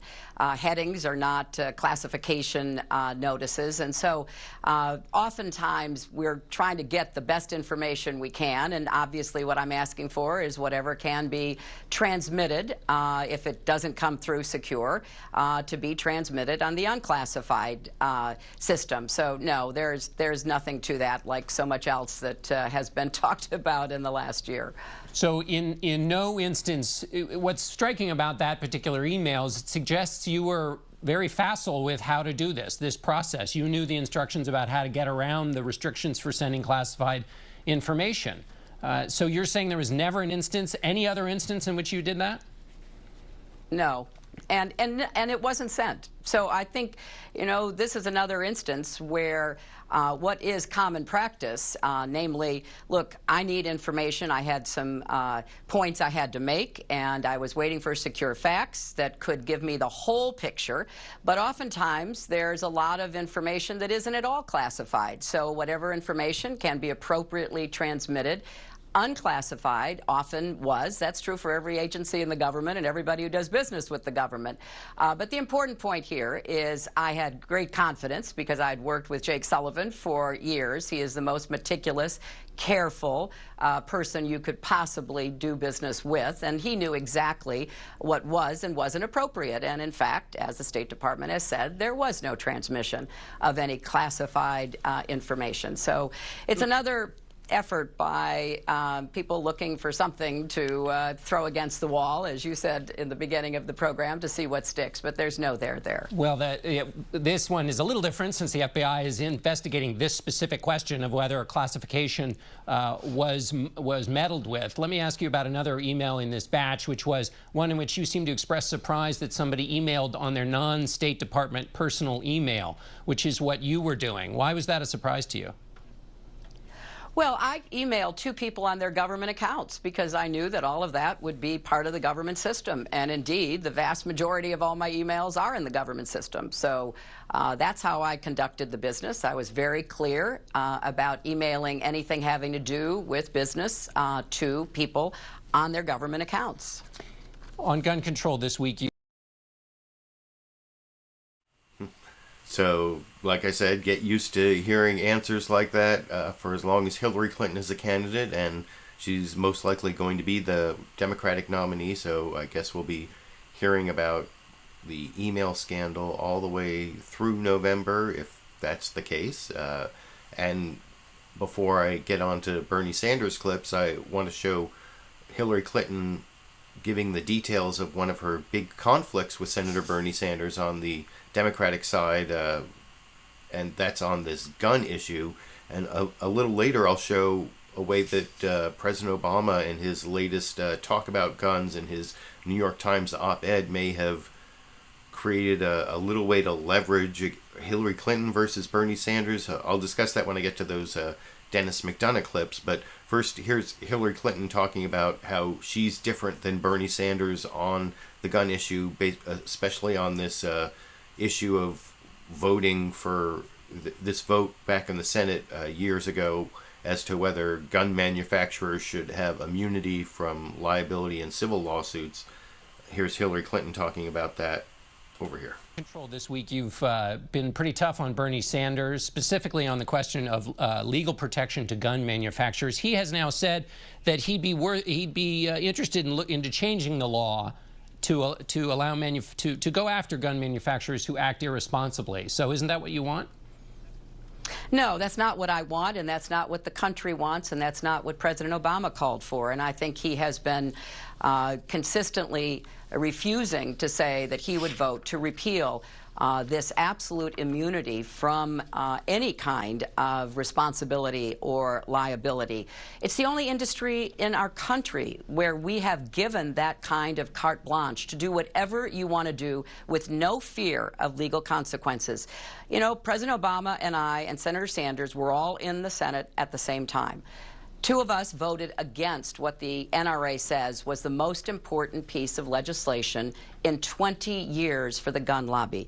Senator Sanders voted with him and through this morning has been unwilling to join the president and me in saying that this should be repealed.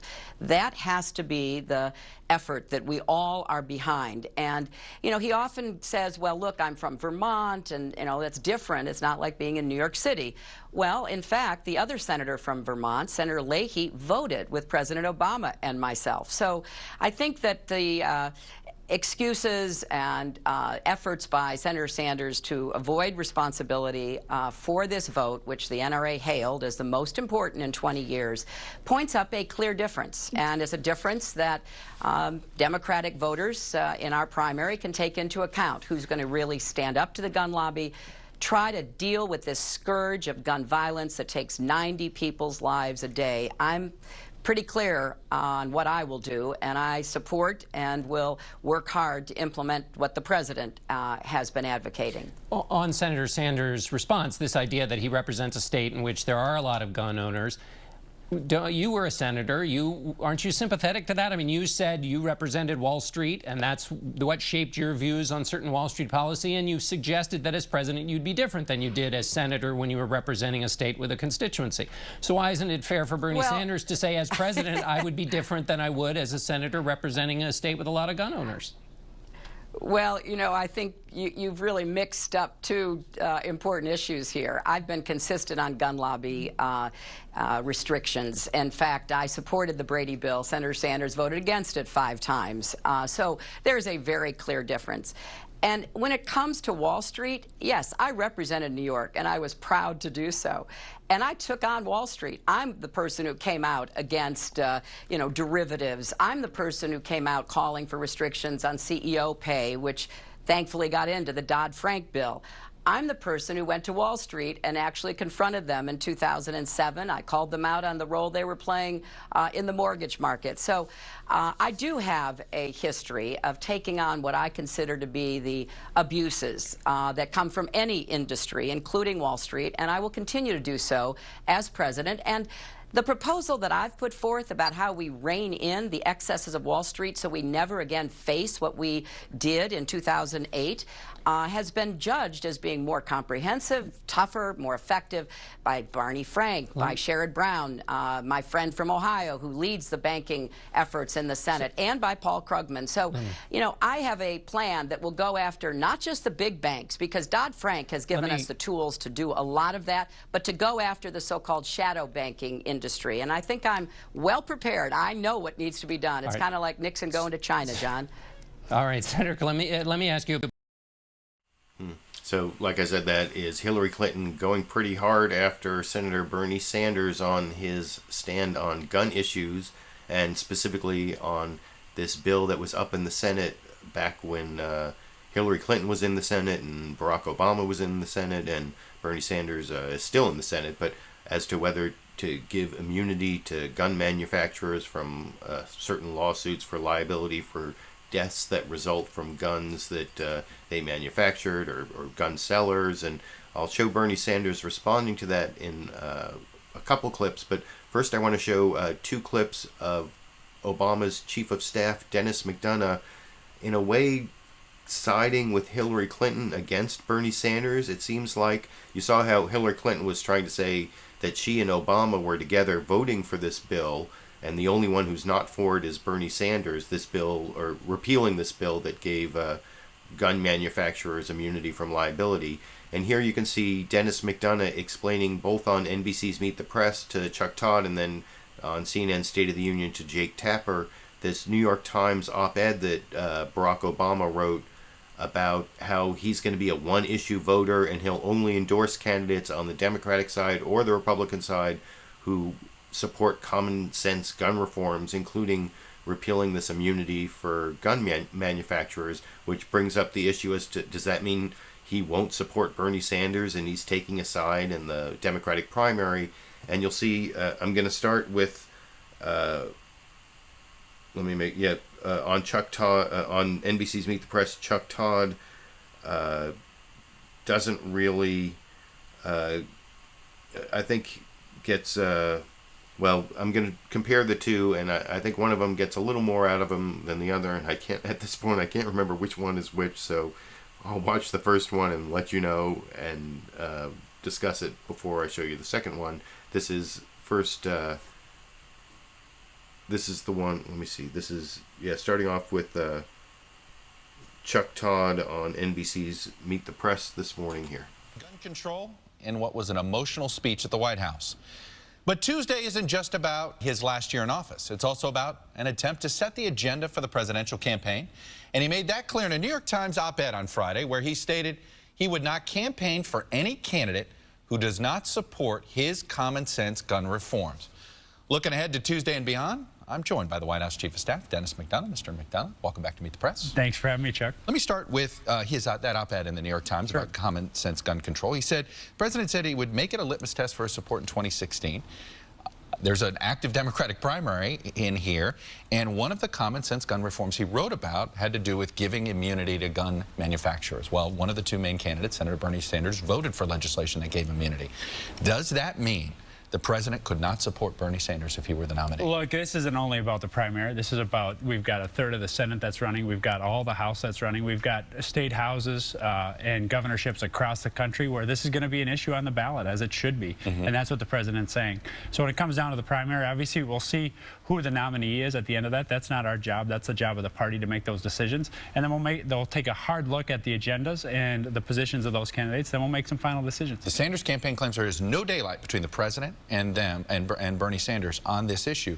But if he supports immunity for gun manufacturers, is that not daylight? I'm not doing a lot of if-thens here, Chuck. I do notice that over the course of the last several days after the president said that there has been some movement on this question. I think that's what you're referring to specifically. The immunity, that's specifically, So if we continue to see that towards, overall support for common sense gun laws, that's exactly what we're looking for, and that's what we'll do. But it is remarkable. The president is not committing to supporting one of the two major Democratic candidates because of the gun issue, correct? No, the president is saying that across the board, he's going to be a single-issue voter on this. He thinks that makes sense given the enormity of the challenge. 30,000 deaths a year, over 20,000 people under 18 in the last decade killed by gun violence or gun accidents, more than 500 police officers.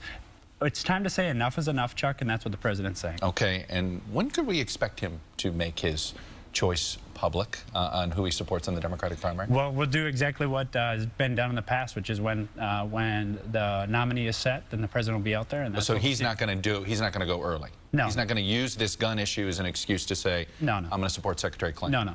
We have noticed he has met privately with her at least 3 times in the last 6 months, and unless you guys haven't told us something, he has yet to meet one-on-one with Bernie Sanders since he he meets with all of our senators, including Senator Sanders, and he has done it. And he has had a one-on-one with him recently. As many times as he done with Secretary Clinton? I haven't racked him up, Chuck, on how many times he's seen who, but he has seen Senator Sanders both with the Senate Democratic Caucus and privately, and so we'll continue to do that. He's obviously a leading senator in our caucus, and we'll continue to do just that. Let's move to the State of the Union.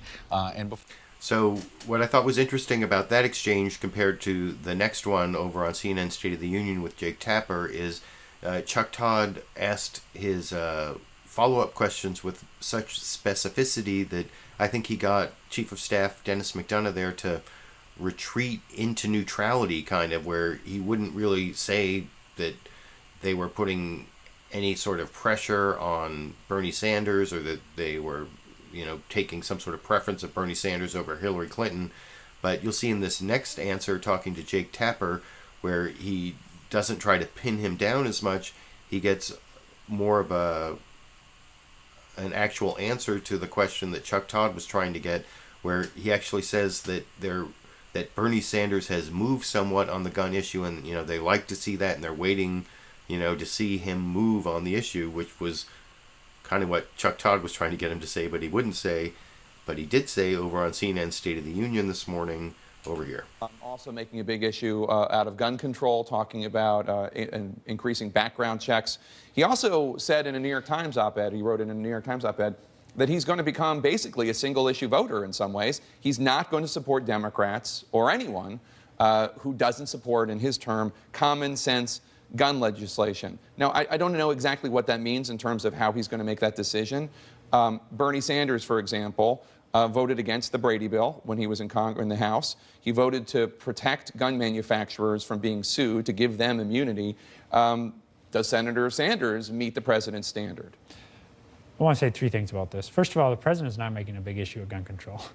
What's happening in this country with over 30,000 deaths last year from gun violence is that this is a big issue in this country. 20,000 people, kids under 18 in gun safety, gun accidents, or gun violence killed over the last decade. More than 500 police officers. This isn't an issue that we're making. This is an issue that we need to confront as a country, point 1. Point 2, what the president has said is not just for the Democratic primary, but for elections for the full House, a third of the Senate, state houses and governorships across the country. People ought to treat this issue the way these numbers demand it be treated. And that's what he's demanding of party candidates, Republican and Democrat, across the country. last thing as it relates to Senator Sanders. We've seen some movement on this since the op-ed appeared on Thursday. We think that's good. If that continues, that's the goal of this, is making sure that we have gun laws that are responsive to the wishes of the American people, not responsive to the wishes of the big NRA bosses here in Washington. So that's what we're seeing. We'll continue to see that when we have a nominee. Then we'll roll up our sleeves and make some decisions. So Sanders saying that he's willing to rethink his vote on immunity for gun manufacturers might make the president support him ultimately if he gets the nomination. Look, the goal here is getting common sense gun laws that will reduce that violence, that will reduce the 30,000 deaths every year in this country. And we think that that's having an impact. As we see it, we'll make some final decisions about what the president will do and who will support. One of the president's strongest allies on this issue is former New York City Mayor Mike Bloomberg, who not only has made a big political issue out of it in New York City when he was mayor, but also is putting quite a bit of his fortune to push for gun legislation, restricting gun ownership and the like. He's now polling, sources tell us, to see how a third-party candidacy by him might fare. If it came down to it, is it possible that since he's so strong in the president's view on this issue, the president might even support an independent presidential candidacy by Mike Bloomberg? It sounds to me like a hypothetical built on a hypothetical, Jake, so I'll just wait and see what happens on this. What we're focused on is common sense steps to reduce gun violence. That's what the president rolled out last week. That's what we're focused on, and that's what we'll continue to do. Last question for you. So, like I said, I thought Denis McDonough was much more explicit in the pressure they're putting on Bernie Sanders to move on this issue in his answer to Jake Tapper on CNN's State of the Union there than under much more specific questioning from NBC's Chuck Todd on Meet the Press in the previous clip. And what Denis McDonough said about Bernie Sanders moving on the gun manufacturer immunity issue, I think is pretty true based on what you'll see in this next clip. Senator Bernie Sanders himself responding to these attacks on the gun issue. He's over on ABC's This Week with George Stephanopoulos, talking to George Stephanopoulos. I think in the introduction here, George Stephanopoulos shows an attack from Hillary Clinton on this issue, on the gun issue, and gets Bernie Sanders to respond. And you'll see, and this clip is about 4 minutes long. Let me make sure I have the right clip here. Yeah, it's about 4 minutes long because there's a couple follow-ups where you'll see Bernie Sanders won't say that he's for the entire repeal of that gun manufacturer immunity law. He's just willing to look at it and repeal the onerous parts. So I guess he is moving on the issue, but that might be what Denis McDonough was talking about when he said he still has some further movement in Barack Obama's opinion, or his chief of staff's opinion, I guess, which I will discuss a little more after you watch that clip from This Week with George Stephanopoulos this morning here. Think about it. I would bomb the out of him. One of these Republicans. Carpet bomb them into Secretary Clinton making quite an issue of your background on gun control, particularly the vote you had back in the past, I think it was in 2005, to give immunity to gun manufacturers. She actually called in to Hardball just the other day. Here's what she said. And when it really mattered, Senator Sanders voted with the gun lobby, and I voted against the gun lobby. So this is a significant difference, and it's important that, maybe it's time for Senator Sanders to stand up and say, I got this one wrong, but he hasn't. Did you get it wrong? Well, what you had was a complicated piece of legislation. There were aspects of it that were absolutely right. There were aspects of it that were wrong. But as the Secretary knows, that for many weeks now, I said, of course I'll be happy to take a look at that complicated piece of legislation and deal with it and get rid of those Can you say right now that you would vote for it? That are wrong. I will vote to revise that bill. There are parts of it that made sense to me. Look, George, if you have a small gun shop owner in northern Vermont who sells a gun legally to somebody, and then, if something happens to that guy, he goes nuts or something, and he kills somebody, should the gun shop owner be held liable? I think not. On the other hand, if you have a manufacturer that is sending guns into an area and really knows that those guns are not being used by the people or bought by the people in that area, but are being sold to criminals, should we hold that manufacturer liable? Absolutely. So I think, I am absolutely willing, as I've said for many, many weeks, if not months, to take another look at that piece of legislation. But by the way, I would ask Secretary Clinton why she is not supporting legislation that I've introduced that would lift the cap on taxable income for Social Security so we could expand Social Security benefits. Why is she not supporting major piece of legislation in the House and the Senate for paid family and medical leave so that moms who have a baby can get 3 months off with pay? I wait to hear for Secretary Clinton to tell us why she is not supporting that legislation that the American people want to hear. It's clear the debate is going to be joined on many issues, but just to be clear on this issue, you can't say today that you would vote for that 2005 legislation. You'd vote for some revisions on the manufacturers, but you're not prepared to say that the vote you made back in 2005 was wrong. Look, I've cast over 10,000 votes in my life, and many pieces of legislation are complicated. They have good stuff in it. They have bad stuff in it. I am absolutely willing to take another look at that legislation and get rid of the onerous provisions. When gun manufacturers, for example, are selling guns into an area and know that those guns are going into the hands of criminals, absolutely, those gun manufacturers should be held accountable. Finally, you have any problem with what Sean Penn... So that's Senator Bernie Sanders' response to Hillary Clinton's attempt to get to his left on this gun issue. And as you saw in the previous two clips, it seemed almost like the Obama administration, through Chief of Staff Denis McDonough, was sort of subtly siding with Hillary Clinton over Bernie Sanders there. I mean, you can tell me what you think, having seen Hillary Clinton's answer, the two Denis McDonough answers, and then Bernie Sanders' answer on the gun issue. And then before I leave the topic of the Democratic presidential race for 2016 presidential race, I want to show the clip that I mistakenly started to show right at the beginning of that last clip. This is the 4-minute clip. That last clip was like 3 minutes. And this is starts with this Hillary Clinton attack ad on Bernie Sanders, oblique attack ad, because it doesn't mention Bernie Sanders, but it actually shows the crazy Republicans, and then says who is the one person who can beat them, Hillary Clinton, and sort of the oblique attack on Bernie Sanders is that he's not electable.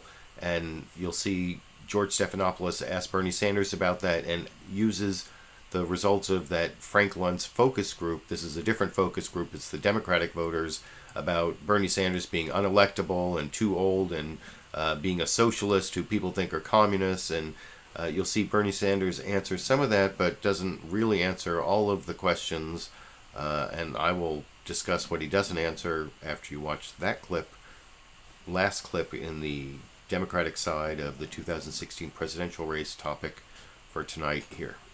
Think about it. I would bomb the out of them. One of these Republicans Carpet bomb them into oblivion. could actually be president. Sit down and shut up. They're backward, even dangerous. So ask yourself, who's the one candidate who can stop them?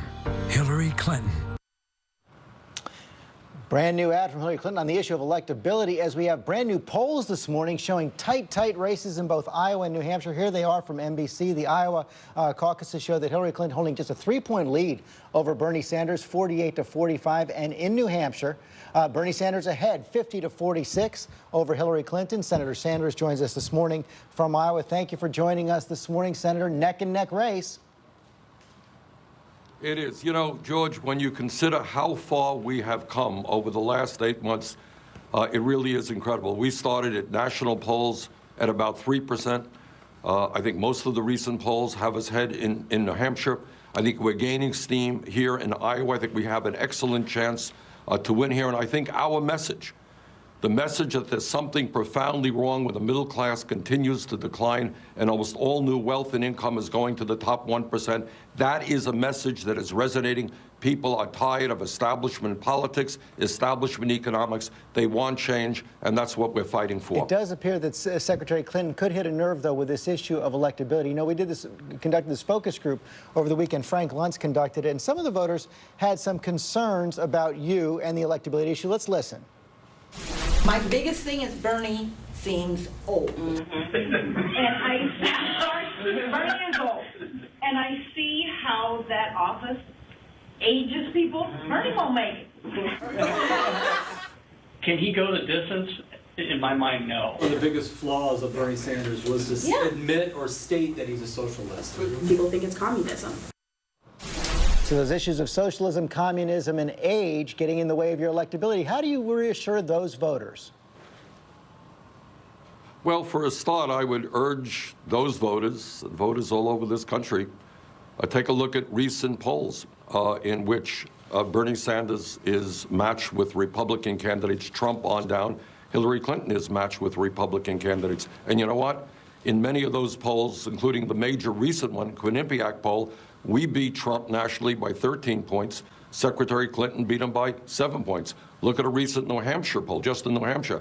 We did much, much better against the Republican candidates than did Hillary Clinton. So if people are concerned about electability, and Democrats should be very concerned, because we certainly do not want to see some right-wing extremist in the White House, I think Bernie Sanders is the candidate. We're doing much better with independents. We even draw a little bit better with Republicans. So I believe, quite honestly, that with the enthusiasm that we are generating, with the kind of voter turnout that I think we can bring out. Look, Republicans win when people are demoralized and the voter turnout is low. Democrats and progressives win when working people and low-income people and young people get involved in the political process. George, I think any objective look at our campaigns would suggest we have the energy, we can drive a large voter turnout. So the fact that you're a Democratic Socialist, the fact that you'll be 75 on Election Day, not an issue?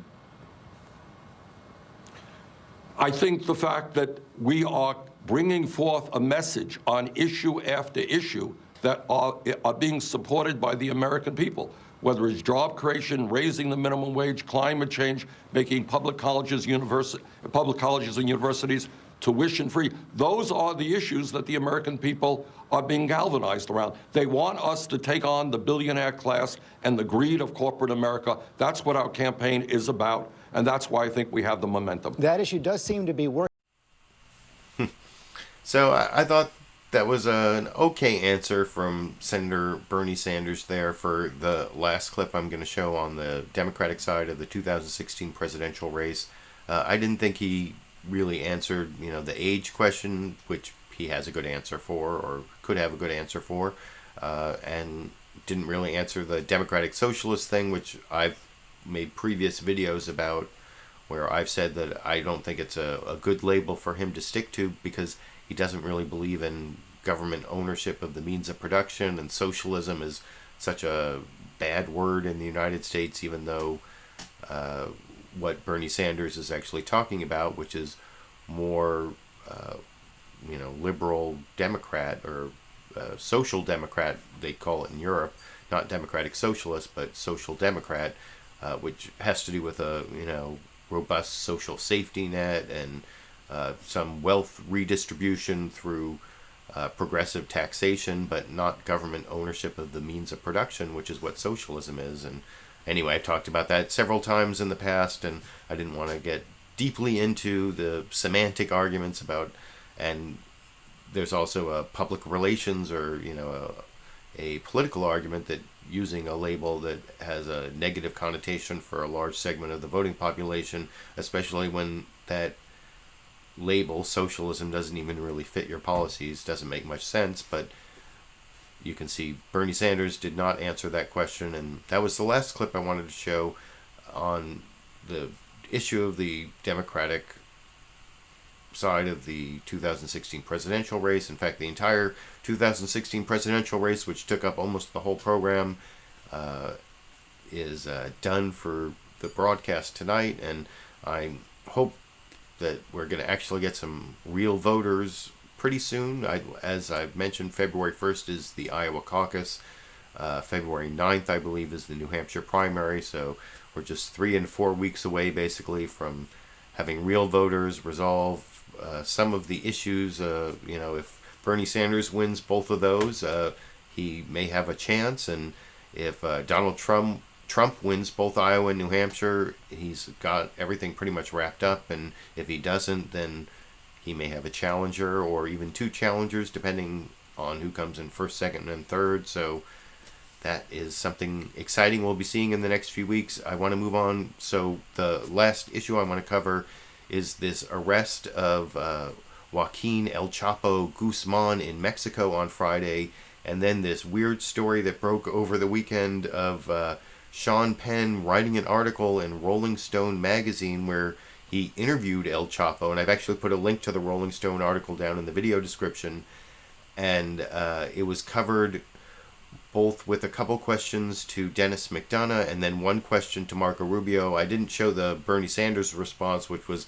I can't say anything profound on this except that he's glad that El Chapo was rearrested and is in custody because he's caused a lot of harm to a lot of people. But first I want to show Denis McDonough answering Jake Tapper over on CNN State of the Union. They show a picture of Sean Penn with El Chapo, and he never says anything about Sean Penn being liable or having any liability for meeting with El Chapo, which is kind of a ridiculous question, which Denis McDonough dodges, the Obama chief of staff dodges, and I will explain why it's a ridiculous question after I show that clip over here. State of the Union is second, but first a couple big news items that I want to get your perspective on. Breaking overnight, actor Sean Penn met with El Chapo in October, the big drug trafficker, after the Mexican drug kingpin had escaped from prison. According to the New York Times, the Mexican government is now investigating Penn and others who participated in this interview. What's the Obama administration's position on this? Has the president, or have you read this interview with this horrific drug dealer? Well, thanks for the opportunity to be on the show, Jake. And also what broke on Friday night is that Chapo has been rearrested, which is good. He should stay behind bars. I've not read the interview, but I have read a lot of the coverage of the interview. And one thing I will tell you is that this braggadocious action about how much heroin he sends around the world, including the United States, is maddening. We see a heroin epidemic, opioid addiction epidemic in this country. So we're going to stay on top of this with our Mexican counterparts until we get that back in the box. But El Chapo's behind bars, that's where he should stay. Any concern about Sean Penn at all? If the Mexicans want him, will the U.S. make sure that they are able to talk to him? Well, it poses a lot of very interesting questions, both for him and for others involved in this this so-called interview. So we'll see what happens on that. I'm not going to get ahead of it. A much bigger issue, obviously, is North Korea. I just noticed that last time I watched that Denis McDonough, the chief of staff for President Obama, said it was a so-called interview. I don't know what that means, because if you look down in the Rolling Stone article that I put a link in the video description, it's definitely an interview that Sean Penn did with El Chapo.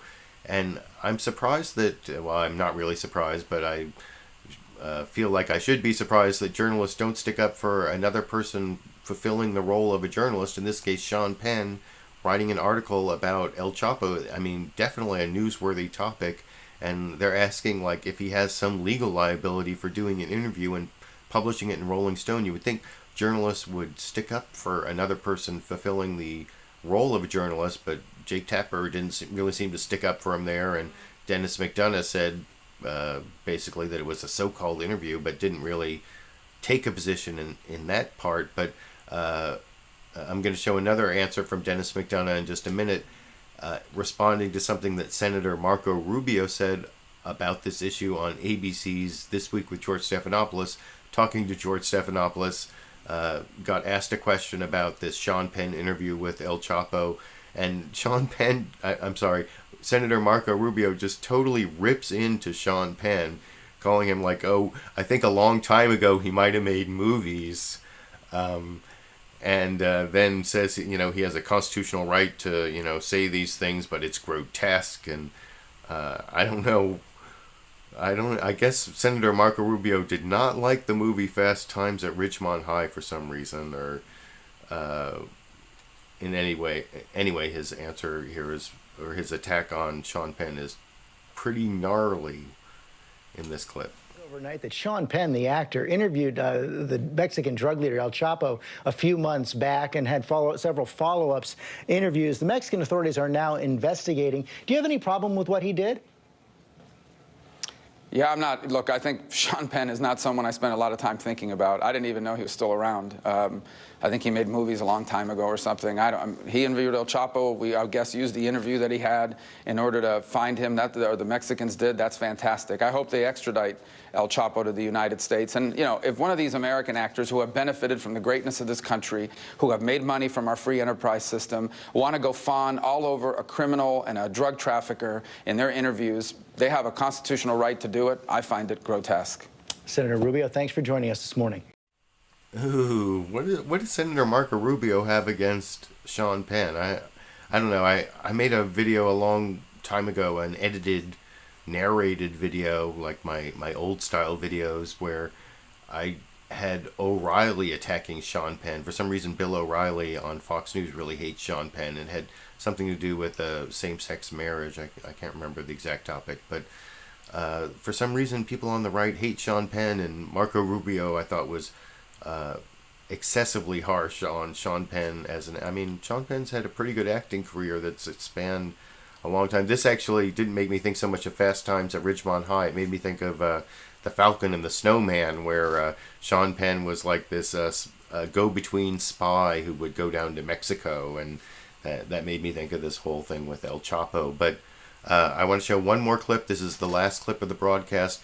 This is Obama Chief of Staff Denis McDonough responding to what Marco Rubio said there about Sean Penn, and I think here he gives a much better answer than what I showed before the Marco Rubio clip, more about the heroin problem and some of the harm that El Chapo has done, not so much talking about Marco Rubio's slam on Sean Penn. But this is the last clip of the broadcast. You can let me know what you think about this clip after you watch it here.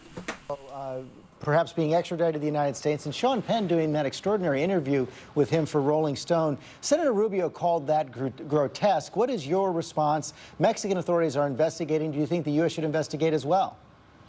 What I think is it's very good news that El Chapo is back behind bars. I was appalled by his bragging, in particular, George, about an epidemic that's sweeping this country on heroin addiction. I was appalled by his bragging to the interviewers in Rolling Stone that he moves more heroin than anybody in the world. We are seeing an epidemic of heroin and opioid abuse in this country. The president's going to get that back in the box. And we hope that Senator Rubio, if he is appalled about this, will stop those in his party who would repeal the Affordable Care Act, which has done more for mental health treatment and addiction treatment and substance abuse treatment than anything that we've seen in decades. And that's the kind of real policy question I'm focused on today. We'll let somebody else sort out what Sean Penn did and didn't do. El Chapo's where he should be. He should stay there. And we got to get this heroin off American streets. Mr. McDonough, thanks very much for your time this morning. So, again, George Stephanopoulos, like Jake Tapper, seemed to want to throw Sean Penn under the bus, even though he was fulfilling a journalistic function there, interviewing El Chapo, who was definitely a newsworthy journalistic subject.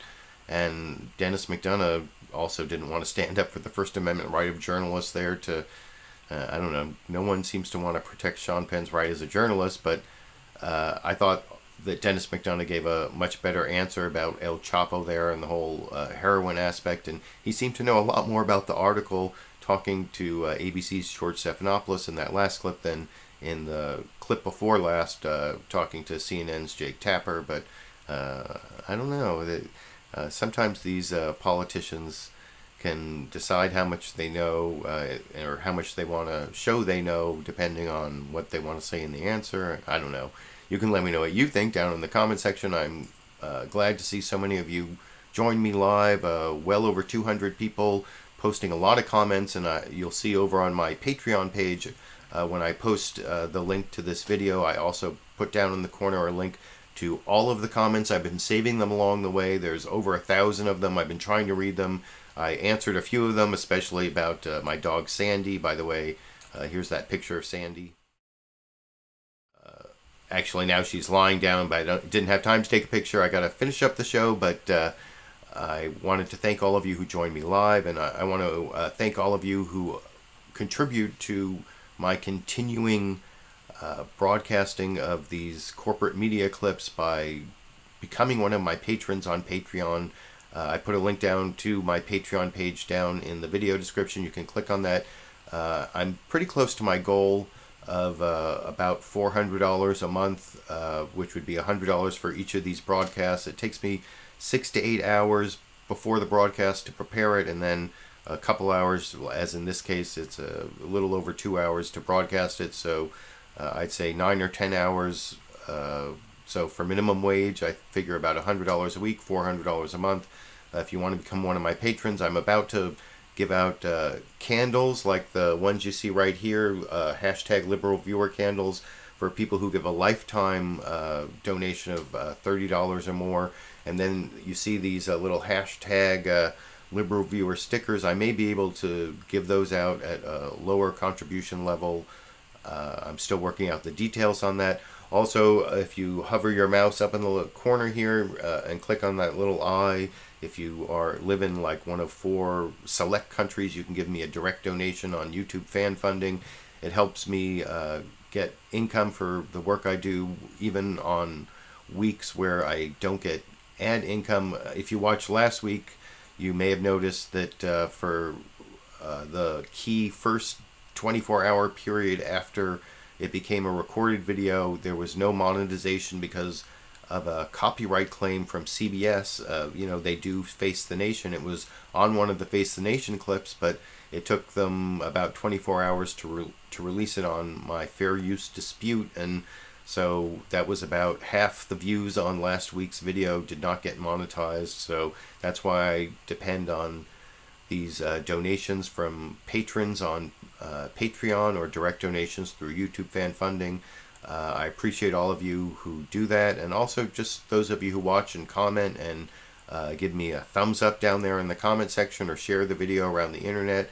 I hope you appreciate the 35 clips I picked out from the corporate media and the way I've organized them together to try to make sense out of what the corporate media thinks are the important topics, and also basically the way they're covering the 2016 presidential election, which was the main topic, cut into those 3 parts. And if you're watching as a recorded show, I hope you appreciate the links I put down in the video description so you can skip between the topics when you start getting bored with Donald Trump over and over again, or Ted Cruz over and over again, or whatever it is that bores you and makes you want to move on to the next topic. And I should see you next week around maybe a little later, 5 p.m., 6 p.m. Pacific time, which is Greenwich Mean Time minus 8 hours. I hope to be putting up a new video, an edited, produced video this week about Fox News, this program Outnumbered, which was mostly women, and how they don't understand this like basic feminist argument about male privilege, which is kind of ridiculous even if you yourself don't believe in male privilege. The fact that these 4 Fox News women can't even understand the argument, I thought was worth noting, and I'll be putting that up sometime this week. And then next Sunday I'll be back, like I said, we're at 5 or 6 p.m. Pacific with LiberalViewer Sunday live clip roundup. With also next week there will be real political comedy with the return of Real Time with Bill Maher and the return of Saturday Night Live. So those clips will be interspersed, and we won't have to rely on just silly things that Donald Trump says or whatever. And until I see you all next week, or until I upload that video, I guess I'll just be seeing all of you around the internet.